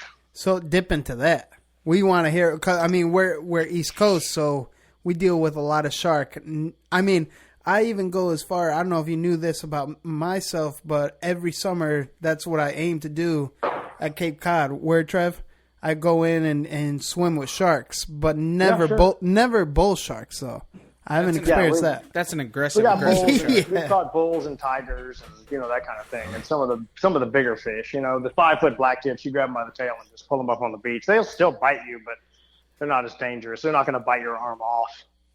So it's a little bit more only a leg intimidating. They'll just bite your arm in half, not off. Yeah, right. I would say probably, for as insane as I sound and, come across on my channel and all that stuff, I truly have I've never talked about this on another podcast. I have a true passion for kids.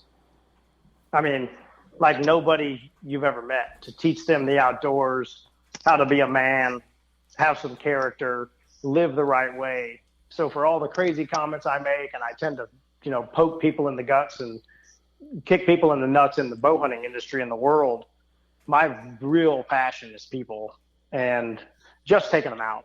I've got friends whose kids come to the ranch and they never shoot a gun. They don't hunt. They just climb the windmills, run around, drive the scooter around. They put the corn out. They stay in camp and run around. They haven't shot a gun once, but they're around us, and we don't act like assholes. We don't around them. We don't. And I think, one of the most passionate things in this world is to put a positive, build some positive relationships with people. So that's really where my heart lies. And that's why I started what I started with the bow hunting thing, is to help people be successful. And I love, there's nothing better than having a 12-year-old kid who's never learned to piss outdoors. I'm not there helping him. It's just, I got to go to that. Amen, brother. Right there. Anywhere. Just walk over there. Amen, man. That's a beautiful thing, man. And we love to hear that. Because, I mean, anyone that listens to our show definitely knows, and this is probably part of the reason why we're an outcast, is because we're a bunch of nobodies that try to bring a bunch of somebodies on the show, familiar and unfamiliar voices and faces, to preach the same thing. I mean, we're all positive. We're all about unity. I mean, that's what it's going to take. And then really at the short of it, at the end of the day, it's all about the next generation to come. There's no doubt. Yeah, the proceeding. I mean, like you said a few times earlier this episode, I mean, we ain't no spring chickens. So, Ghost Hunter. 35. 35. All right. I'm going to be 38 on the 17th. You two boys are youngins still. You just turned 29. And you're turning 17? I'll be 29 on the 16th. Okay. You finally got some hair on your ass. Good for you. Finally, man. They don't really like. They don't really like the hair in the videos, so. Well, that's fantastic. Got to keep it young. Well, I just entered my 5th decade on this planet, and I have 38 nieces and nephews. Wow. Jeez Louise. 3 kids of my own. My wife has 9 siblings, and so I'm Uncle Troy to half the damn planet. When I coached baseball for my son, I just said, "Don't call me coach, just call me Uncle Troy." There you go. And we had kids of every color and stripe and Indians and whatever, and everybody would be like, "Hey, Uncle Troy," and people would look at me like, "What the hell are you doing?" And hey man, spread it around, spread out the love. Yeah, like Indian how or India Allah? Yeah, like that. We had black kids, Mexican kids, white kids, red-haired kids, orange kids, kids who had no families, I mean, just everybody was there. That's awesome. That's awesome. I was Uncle Troy because I'm already Uncle Troy to half the damn part of Central Texas, and I just rolled it that way. We had such a great time, but I really do have a passion for that. is nothing better than when I see somebody. I had a kid just submit, one of my subscribers set his son up. He has a 21-inch draw. He set up a 33% FOC arrow. Damn. Because he has because the arrows are short. Yeah, right? yeah. So a short arrow, the FOC's off the hook. And he shot a doe she looked like she weighed about 125 pounds, a pretty decent sized deer, right? Doe. Yeah. Broke the impact size rib, exited, and stuck in the dirt. Deer went 80 yards, he said, and down. Wow. Nice. I do have a That question. kid, he's 9 years old. Right? That's awesome, man. He thinks he can kill an elephant now. I mean, he's in, you know? Hooked. I think this would actually again. And then the other thing with all the, anti-gun stuff going on these days and all that stuff, I raise all these kids around them, and they have got certain rules they've got to abide by, or they, get their ass handed to them by me. And I don't have trouble, all the kids are getting to be 20, 21, 19. They're all drinking, running around, being idiots in high school and early college. Okay. And I say, here at the ranch is a great place to drink too much. Put the guns up. That ain't playing. If you're going to drink too much, here's the rule. If you're an asshole, I will beat you with a stick. I'm too old to fight. Okay. So y'all can drink beer. Y'all can raise hell. You can't throw up in my house. You can't act like a retard, and you can't drive, and the guns go up and put them in the case. Done. I will beat you with a stick. And they know I'm serious. I'm just like, Hickory, beech, whatever. Oak. Probably a 2x4. The switch is a switch. Pool stick. Pine bends well, so you get more of a thrashing.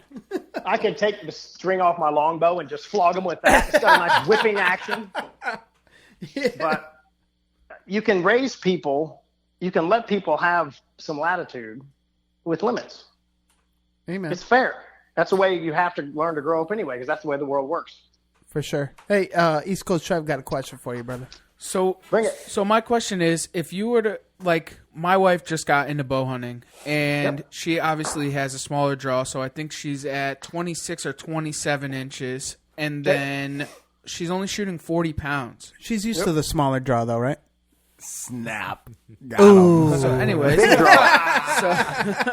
I'm joking. Just enough draw that is good. Yeah, there you go. Exactly. I like that. Don't have to hurt anybody, man. No. So sorry. So do you have a recommendation on a good weight for somebody that would have a shorter draw and a lighter draw weight? Okay, so I just did a whole series. I have a series on a 43-pound bow I did myself. Perfect. I have multiple people from the Ashby Foundation. Their wives have shot I don't know if you know what a nilgai is. Yeah, absolutely. Okay, we have them here in Texas. One of the ladies just shot 6 of them. Wow. She's had two pass-throughs. Wow. She shoots 25 inches and 43 pounds. Damn. 575 grain. Holy shit. What's that moving at? 16 feet per second? You're running faster, like you said. It doesn't matter. That's insane. She I was shoots nervous. a single bevel broadhead. She shoots the Maasai. No. I heard good things about that one, too. Oh, that Maasai broadhead is a beast. It is an animal. So if I was going to tell you what to do with her, I would. She's probably shooting 400, 500 spine arrows right now. Yeah. Yep. Yeah. She just got the Beeman ICS bow hunters or whatever they are. Okay. Go buy 200, 250, and 275 grain field points. Okay. The easiest place to get them. Bruce doesn't have a test pack, or I'd tell you to get them from Ethics. Sorry, Bruce. Go to Three Rivers and they have go to Three Rivers Archery, and they have a heavy field point test kit. Okay. 500s may not run it. You may have to run a 400. Okay. And I would shoot the arrow I would shoot the weight that shoots the best. Okay. So just put those points on the front, and you're just gonna have to limit her shot selection for distance.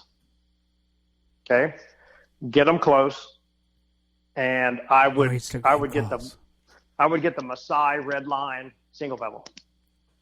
That's solid advice, man. And have no problems. So what would you say, 25 and under? 25 yards and under? Yeah, right. That's solid advice. I wasn't going to let her. Yeah, I wasn't going to let her go. To be shooting for. I wasn't going to let her shoot over 20 yards, anyways. So, but I don't shoot the Zeus with her. It won't work. Yeah. It's just not. She doesn't have enough pop. Right, and that was and not only is this just for women hunters or whatever, but also youth hunters. That's kind of why I asked also, because they would be in the same realm of a draw length and weight. Well, I got a kid bow. I got one of my kids' bows. We put it at 43 pounds. It was 26 inches, and I put 760 grain arrow shooting a tough head 300 on the front. And I shot full length through a 185-pound pig. Well, I hit him right in the pocket, and it didn't pass through because it hit his jawbone. Oh, damn. Yeah. Okay, sorry, man. No. The hardest bone in the body. It didn't break that. Sorry, I'm sorry. He went 50 yards. Oh, damn. Yeah, talk about jumping the string. Yeah, shit. It just killed his ass. And so these ladies are shooting. Rob's wife is killed. She shoots at 575 grain. Now, she shot one nail guy at 40 and buried it to the fletchings. Hey, Troy, I have a good question, man. It's because this is a touchy subject, and we're huge believers of crossbows, mainly because it's a really good transition tool for the woods from a gun hunter to bow hunter. To this way, kind of get them to believe a little. You got to believe, brother. So with the crossbow, would you suggest any kind of broadheads that you're mentioning now? I would, because the velocity's up. Okay. Have you tried that as well with your data? I have not shot it. I've not shot an X-bow yet. I actually talked to Jim Shockey about this, and he actually thought his airbow was a safer option. And he said it to me. I don't know if you see Jim Shockey's show. He's just like he is on television. He's a great guy. I mean, he's just a great guy. And I said, what about a crossbow for kids, just to get them bow hunting? And he said they're moderately dangerous. Because of the fingers, right? And Michelle Bachman told me the same thing. Great. I asked another her, great person, yeah. And she said, I was at ATA, and I just stopped her in the hall, and I said, hey, I've got a bunch of kids. They can't shoot enough draw weight. What do you think about a crossbow? And she said, man, I've seen a couple of things happen with crossbows that are maybe just let them shoot a rifle for, until they get there. That's what she told me. Is it the finger thing? Was solid advice, I thought it was solid from people who care, Yeah. And Shockey thought his airbow might be a good option. Now, all of it's dangerous. Chainsaws are dangerous. Women are dangerous. Alcohol, cars, all of it, right? Cars, motorcycles. Right. Cars, motorcycles, jumping off of things that are way too high. Jumping off the bridge that you're not supposed to into the river. It's all dangerous. Within limits, under the right supervision, it's probably a great option. I just don't have any experience with them. Okay. We appreciate the honesty for sure. Yeah, sure. It's just one of those. It was one of those things that ourselves we're big advocates of that only because you know what? We never even thought of the airbow. That's another good option too. I don't think you legally can shoot it in Connecticut. No, it's not legal here. If it's a law thing, it's a law thing, right? Yeah. But Jim told me. He said flat out. He said, "Listen, it's my product. I did it." He told me that. He said, "I'm not endorsing my stuff, but it's safe." Right. I mean. I totally I've shot agree. a bunch of stuff with it. It just, you can pull the bolt out or whatever. You don't have to discharge it or lower the string or whatever. It's not a lot of moving parts. It's just boop, Yeah. And he was really, really cool about it. And that was at ATA as well? Yeah. You know what? We would love to plan something to meet you, if not ATA, maybe at the SHOT Show. Okay. Because I'm sure you go there, right? I want to go shoot I'm some going to pigs. Dallas Safari Club this year, and I think it's the same weekend as ATA. So I don't know if I'm going to make ATA this year. I'm supposed to go to ATA with Mike Somm from Magnus or from Aaron from EZV, one of the two. But I think I'm going to Dallas Safari Club as part of the Ash Street Foundation this year. I believe it's the same weekend. That's awesome. We're doing a arrow penetration seminar there. That's dope, man. Dallas Safari Club. Yeah. I'm glad you bring that up, actually. You shoot the EZV. You have had a conversation with one of our right-hand man, Garrett Benner, the modern assassin. Yep. Dip into that just a tad to kind of get your perspective on your influence, because you have a lot of people reaching out to you, which obviously you have enough data that people are actually reaching out to you to see what you're finding to compare it to their data. So just kind of dip in, if you can, dip into, you know, talking with Modern Assassin, shooting the EZV, and then what you've been finding in correlation to the data you've been retrieving from your, what is it? You call it your fairy... Arrow performance study. I haven't named it yet. That's the one with all the individual shots on it. So I got to talking to the guys at the Modern Assassin about the EZV. I was actually on a fishing trip. It was awesome. We just got off the boat. We were having beers, and I was talking to them on the porch. It was great. And he was asking about it. And so I have horrible target panic. Apparently, you're not supposed to. It's the same as pulling it out and seeing how big you really got packing down low. You're not supposed to talk about target panic. Apparently, you're not manly or something. Screw all y'all. Okay. So, I think a tremendous number of people have target panic, more than we realize. And the only reason I know I have target panic, well, I know I can't. I just have a hard time getting a pin to sit still, and my brain keeps going. That ain't right. That ain't right. That ain't right. And secondarily, I stalk a lot at the ranch, and if I had a cameraman, I could make some fun videos. I just don't. So that's why I'm always in a fixed position and doing what I do and doing the testing. When I saw the EZV, I knew that I could buy 10 different pin sites and I would have the same problem. And I said, I'm an outlier, so I said, I'm going to try something different. If it doesn't work, I'm still in the same boat. Okay? So I had this tremendous shot cycle that I had to this mental gymnastics I went through to shoot a pin. It just was horrible. And sometimes when things happened quickly, I was amazing. But most of the time when things were like, here they come, here they come, here they come, shoot over the top. Or bad hits and stuff. Excuse me. So I called Aaron at EZV. This is 3 years ago when he was just coming out. And I said, I want one of your sites. I stalk a lot. Seems like a good solution. And it is absolutely the most effortless thing I've ever done. Your brain the EZV site, you can look on the internet because I know that's the easiest way to look at it, is a V-shaped algorithm for speed. You have to know the speed of your bow, not IDO. So for all the pecker measures out there, go shoot it through a chrono, because if you're pulling 26 inches and your IDO is 350, it ain't 350, bro. Anyway, just a little tip. You just cut off their tip, I think. A little below average. You just cut the end off, cut it in half. You and your freaking Viagra can go somewhere else because it ain't working. So it extends. It extends too. Yeah, there you go. So the EZV site uses a estimate on this gap between the front of the deer and the back of the rib cage, and you can see through it. And your brain starts to see this certain width. It just kind of trains to start seeing it over and over the same picture. Well, since it's a V that decreases at the bottom, as the animal's further away, your brain just automatically looks for that gap, and you shoot. And it's like magic. It's like freaking magic. Out to 40 or 50, it's magic. So no rangefinder anymore. You don't need that. You have a rangefinder. And it's been a godsend for me. I mean, it's solved target panic. And when I'm stalking, the furthest shot I've made is 38 yards in the dark, stalking at night with a bow-mounted light.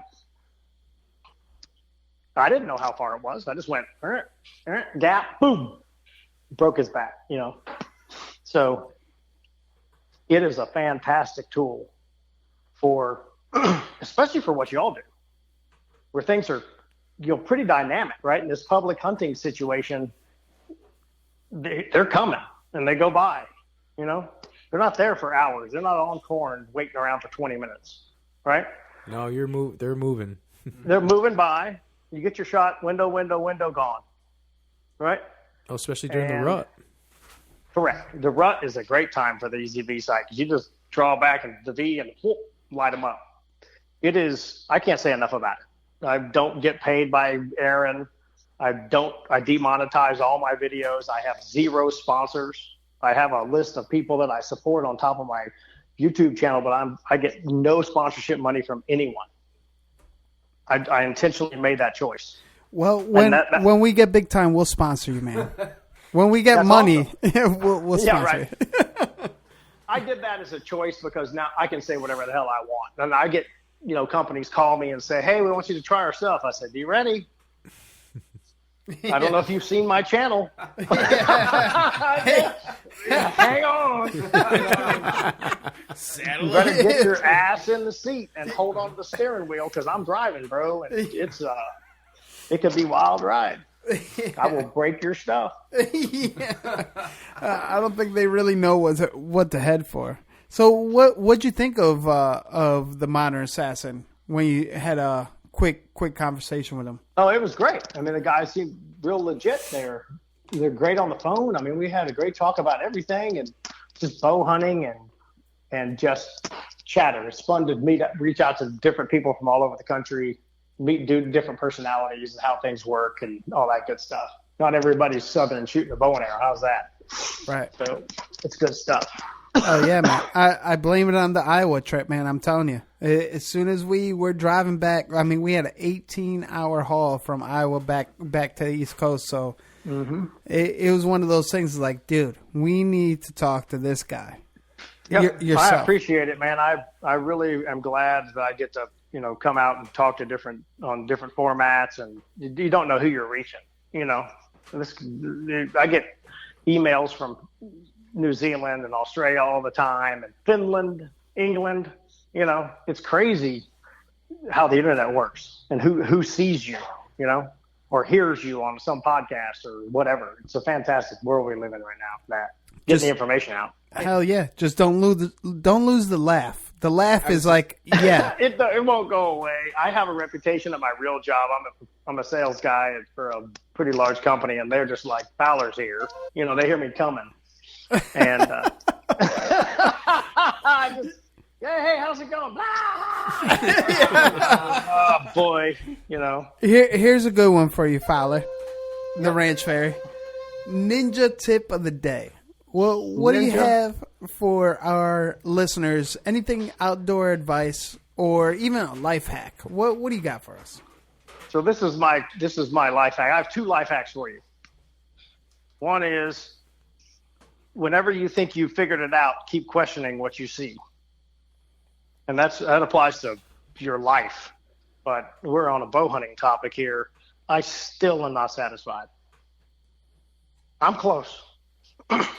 But once I started to see these improvements with these arrow systems, I'm still asking questions. We're trying to figure out now how to shoot through brush. What can you really get away with?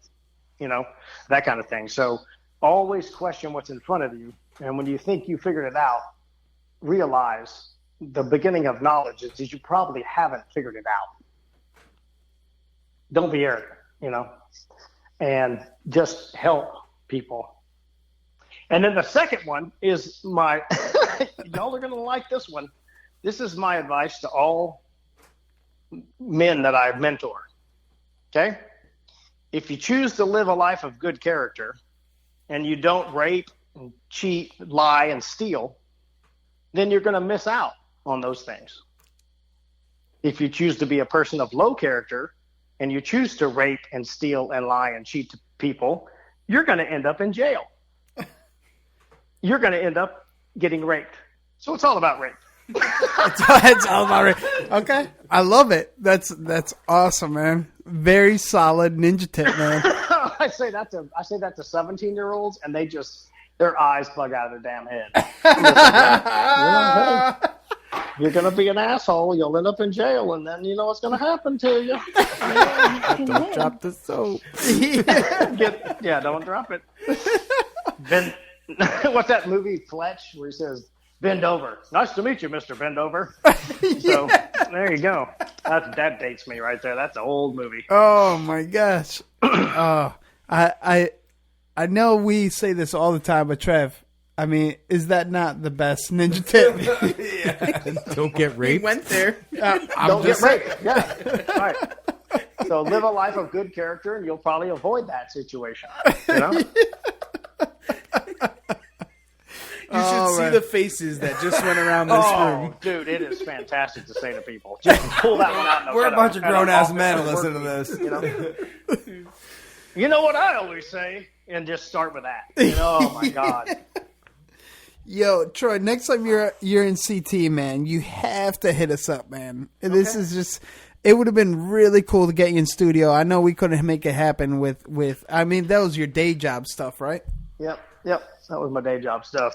Keeps me busy, but when I get up there next, I'm supposed to go back up there. I will holler at you guys and come by, and we'll do another podcast and raise hell and talk about Don't Get Raped again. It'll be great. Bow hunting podcast gone sideways. There you go. So you've caught on to our normal shenanigans. Yeah. Right. You fit like a glove, and we don't mean the Trojan. Ryan, hit it. I hear you.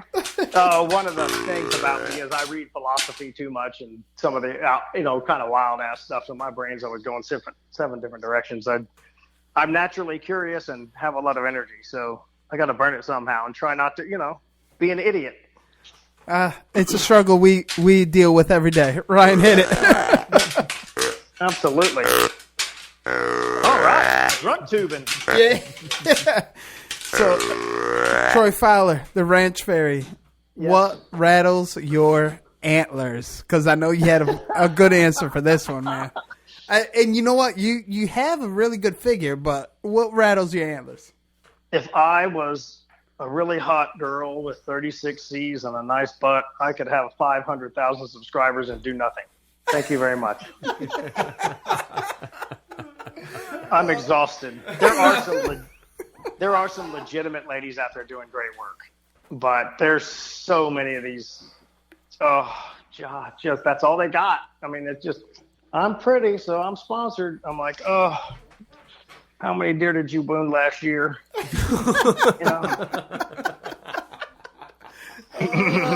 Oh man! You know what? It's really insane how someone. You know what? Actually, before we dip heavy into this, what are you sipping on? I know you're sipping on something, Troy. You have to be. No, this is me. I'm pretty normal. I was the scary kid in high school who was sober and scaring the drunks. I really don't drink that much, and I just am. I'm just a constant ball of energy, and there isn't enough to do. That's awesome. And at work, I'm always the guy saying, "There's the elephant. There's the elephant. There's the elephant." They're like, "Fowler, we got to talk about this some more." No, we do not. Troy, could you leave the room? You're making too much noise in here. That's awesome, man. So let's get back to the what rattles your antlers, man. Elaborate a bit what you're referring to, because this is actually a touchy subject in our industry. I mean, we really work hard to paint the picture correct and let people know that we do things the right way. I mean, even as hunters, we go as far as, and you're an avid fisherman as well. It's like, we love fishing. Hell yeah. God. Hell yeah. So we go out of our way to make those pictures look good, like to promote this field. So please dip into your what rattles your antlers a bit. Well, I'm not really a sexist individual. I've been married for 30 years to the same woman. She is just fantastic. And Mrs. Fowler is one of the greatest people walking the freaking planet. I mean, and she puts up with me, which can be a struggle at times. I've recently started a new thing. You guys might need to try this. It's between a poem and a seance. Okay. And you Are just you lighting make up candles, you or just make up a bunch of crazy crap and say it out loud to your wife or girlfriend, and they just roll their eyes at you. I like all these bad the bad Facebook posts where the guy or gal is saying how much they love their spouse and their lovely bunions and you're my love of my life, and their life is a freaking disaster. Yeah. Well, I do that to Mrs. Fowler, and my life is not a complete disaster. And she just goes, "Oh my God, could you stop? I'm throwing up right now." I know, honey. It's a contract. You can't get rid of me. It's really expensive. But in all seriousness, probably this extends really. I made the joke about the ladies and stuff, and there are some ladies out there who just get a massive amount of subscribers, and I just don't see what they're doing. And if I had to say what secondarily to that is, it's I don't know that it's helping the industry. There's a lot of people out there who have fantastic exposure, and they're just shooting boards and car hoods and that kind of stuff. And I don't understand the appeal from the customer. I always ask myself, why is this person so freaking popular? And I honestly don't care. I've chosen a path to not be sponsored and do my own thing and all that stuff. So y'all can judge me however you want on whoever's listening to this. But I don't understand the obsession for a lot of people with just shooting broadheads through boards. I totally get some of the guys with guns who blow up safes and, they have a dummy they blast, and it's funny as hell. But a lot of the broadhead testing out there in particular doesn't really prove anything. In my not humble opinion, it just proves that certain things go through a board. Right. Is that an excess issue? No, that's probably because they don't have access to critters. They don't get to shoot. I mean, I shoot 40 animals a year, right? I mean, no big deal. I'm lucky. It is what it is. I'm the right guy in the right spot. There's a lot of people who have their own property and they can do the same thing. They're just not wired like I am. So I think the broadhead testing world as a whole sets up the broadheads in the best position to succeed rather than fail. And failure teaches you more. And that's one thing we didn't get to touch on. So the graphs I sent you are more important for you guys to look at than all the data. So I have 338 shots. And here's what happened to us. Big Mike Tanaka shot a pig that weighed 175 pounds. He gutted it. He hung it up like it was standing. And he shot it with 17 different setups. Everything was over 500 grains. And we shot more mechs than we shot fixed. And every arrow overperformed. Something wasn't right. Like every arrow worked. So I said, something's not right. I mean, everything worked. Everything really did well.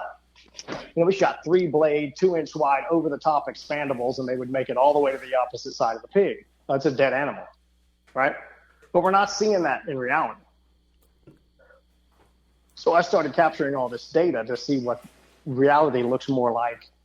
And when you start to see the impact of when arrows hit heavy bone, I have 86 heavy bone impacts, and you start to see these failure rates skyrocket. You know what? That's what we're gonna start promoting is seeing the failure rates, because like you said earlier in the episode when we first started, is that's what really gives you the correct intel. Yeah, Dr. Ashby said, I wish we could find all the ones we lost. Yeah, exactly. You would learn so much if you found the ones that went wrong. Yep. And my wall would look so much better. Oh, yeah. Right. Yeah.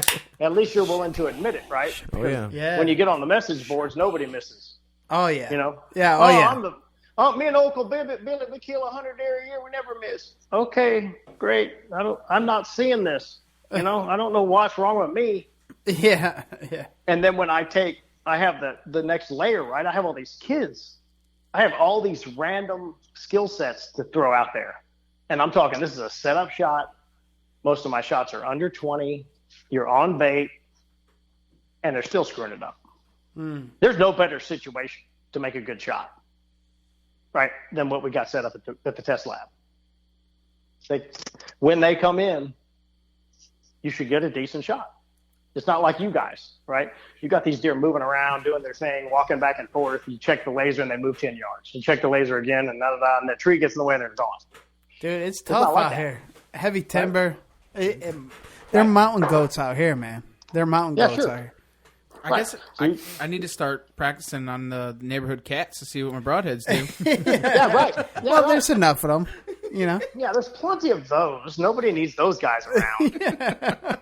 So, God, we just lost all the cat listeners. See you later. Right there. One swipe. Yeah. Thanks, Trev. But I agreed. One of those Benjamin Marauder PCP air guns that doesn't make any sound. It just goes click, and then there's a click on the other end, and that's it. Lights out. That's it.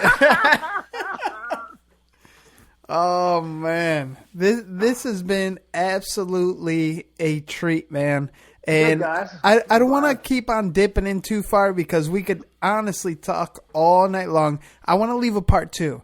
The reason I want to leave a part 2 is because late season, I want to get you back on if you're down for it. I mean, I don't know if we're cool enough to fit into your schedule again. No, cool.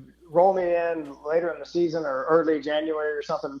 I always laugh and I always post something, say, pig season starts because my deer season, so we have special permits and our gun season is from September all the way to March. And we have a biologist who I have to shoot 22 does this year and 7 or 8 bucks and Jesus. What? Trying to keep the population in check. All right, we're moving to Texas. Yeah, we're moving to Texas. We're on our way now. You need help keeping that in check. I've got a friend who has a place in Llano County, and that's the highest deer population in the state, right in that area around Llano. And I've got multiple friends with 100 deer tags they got to punch. Jeez, 100? Yeah, there's so many deer. Damn, man. Damn. Oh yeah. I thought we had it bad here. Oh no, you need to. It's fun. You go out there with a 223 and just go mad, right?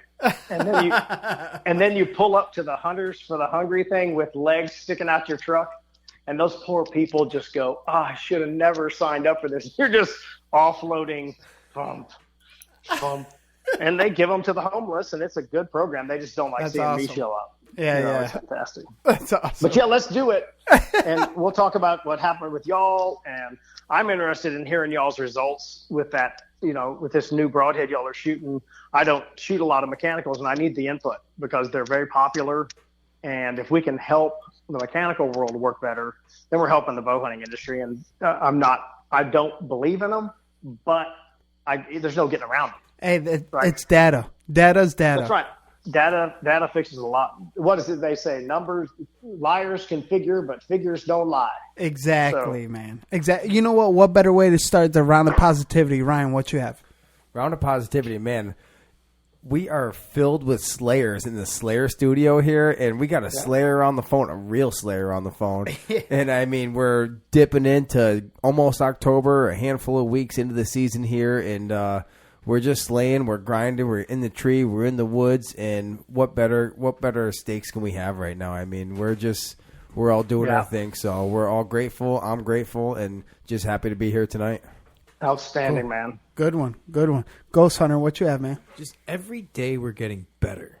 Like we're growing as a unit, as a team, as a group. We're just every day is getting better because we choose to be positive and put our nose to the grindstone and just go. Just go. Yep. There's no thinking. Well, there's some thinking, don't get me wrong. But mostly just go. Like today, I hunted a spot today that I was prepared not to see deer, but I wanted some MRI. I wanted some most recent information. I wanted to get some, scouting in and, not intrude. And I just learned today. I wasn't successful as in harvesting an animal, but I learned. So that was a successful day for me. Awesome. Trev, what you have? My round of positivity is I learned a ton about adult arrows. And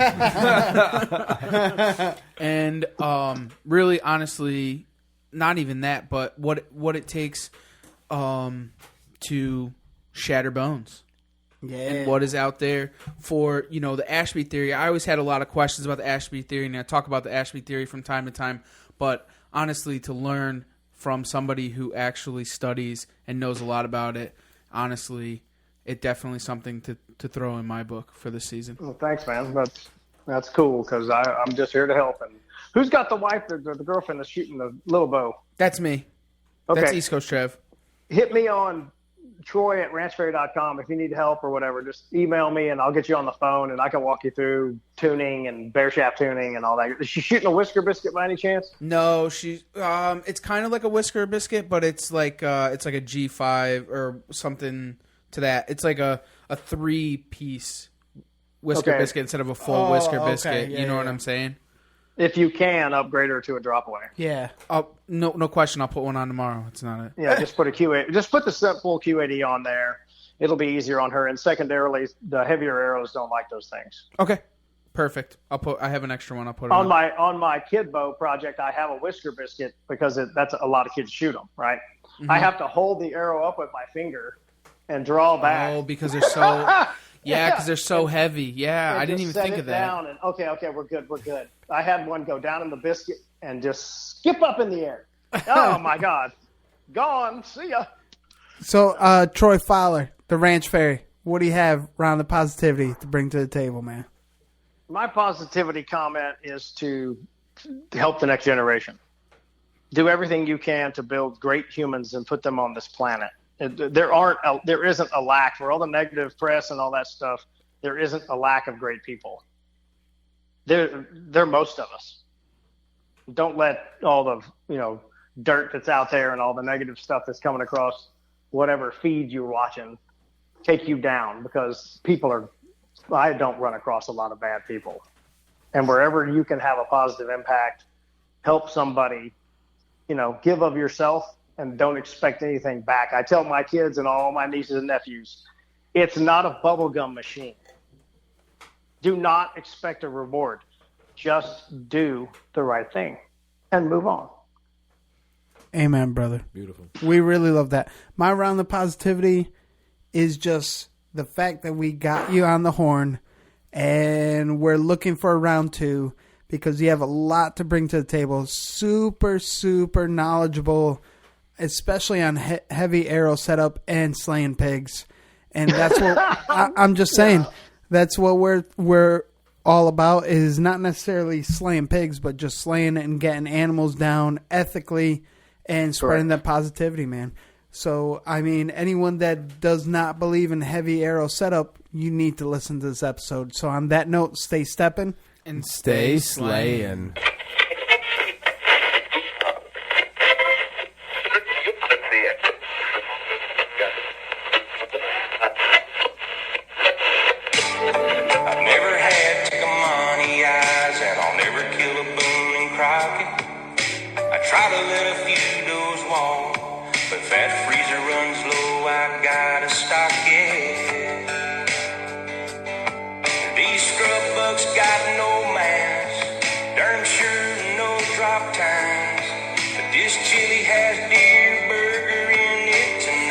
Podcast go straight to hell. Yeah. Speaking of hell, check out East Coast Bowhunting Podcast. We keep it real on East Coast. First of all, I'm addicted to the show. I like that. That's cool. Heart, you live it, you breathe it. It's a whole different world. Just East Coast has a little bit more of an edge and a grind. It's a fantastic thing. You guys are fucking awesome. Well, number one is you guys like beer. I want to feel like I'm hanging with the boys. Your guys just showed up. But I actually saw Jesus. The point where it is now, where it's insane. Let's get the fuck out of here. We're just going to get the realest people possible in the industry. And it's going to piss people off. We're not doing it right. Nothing forced. All fucking natural.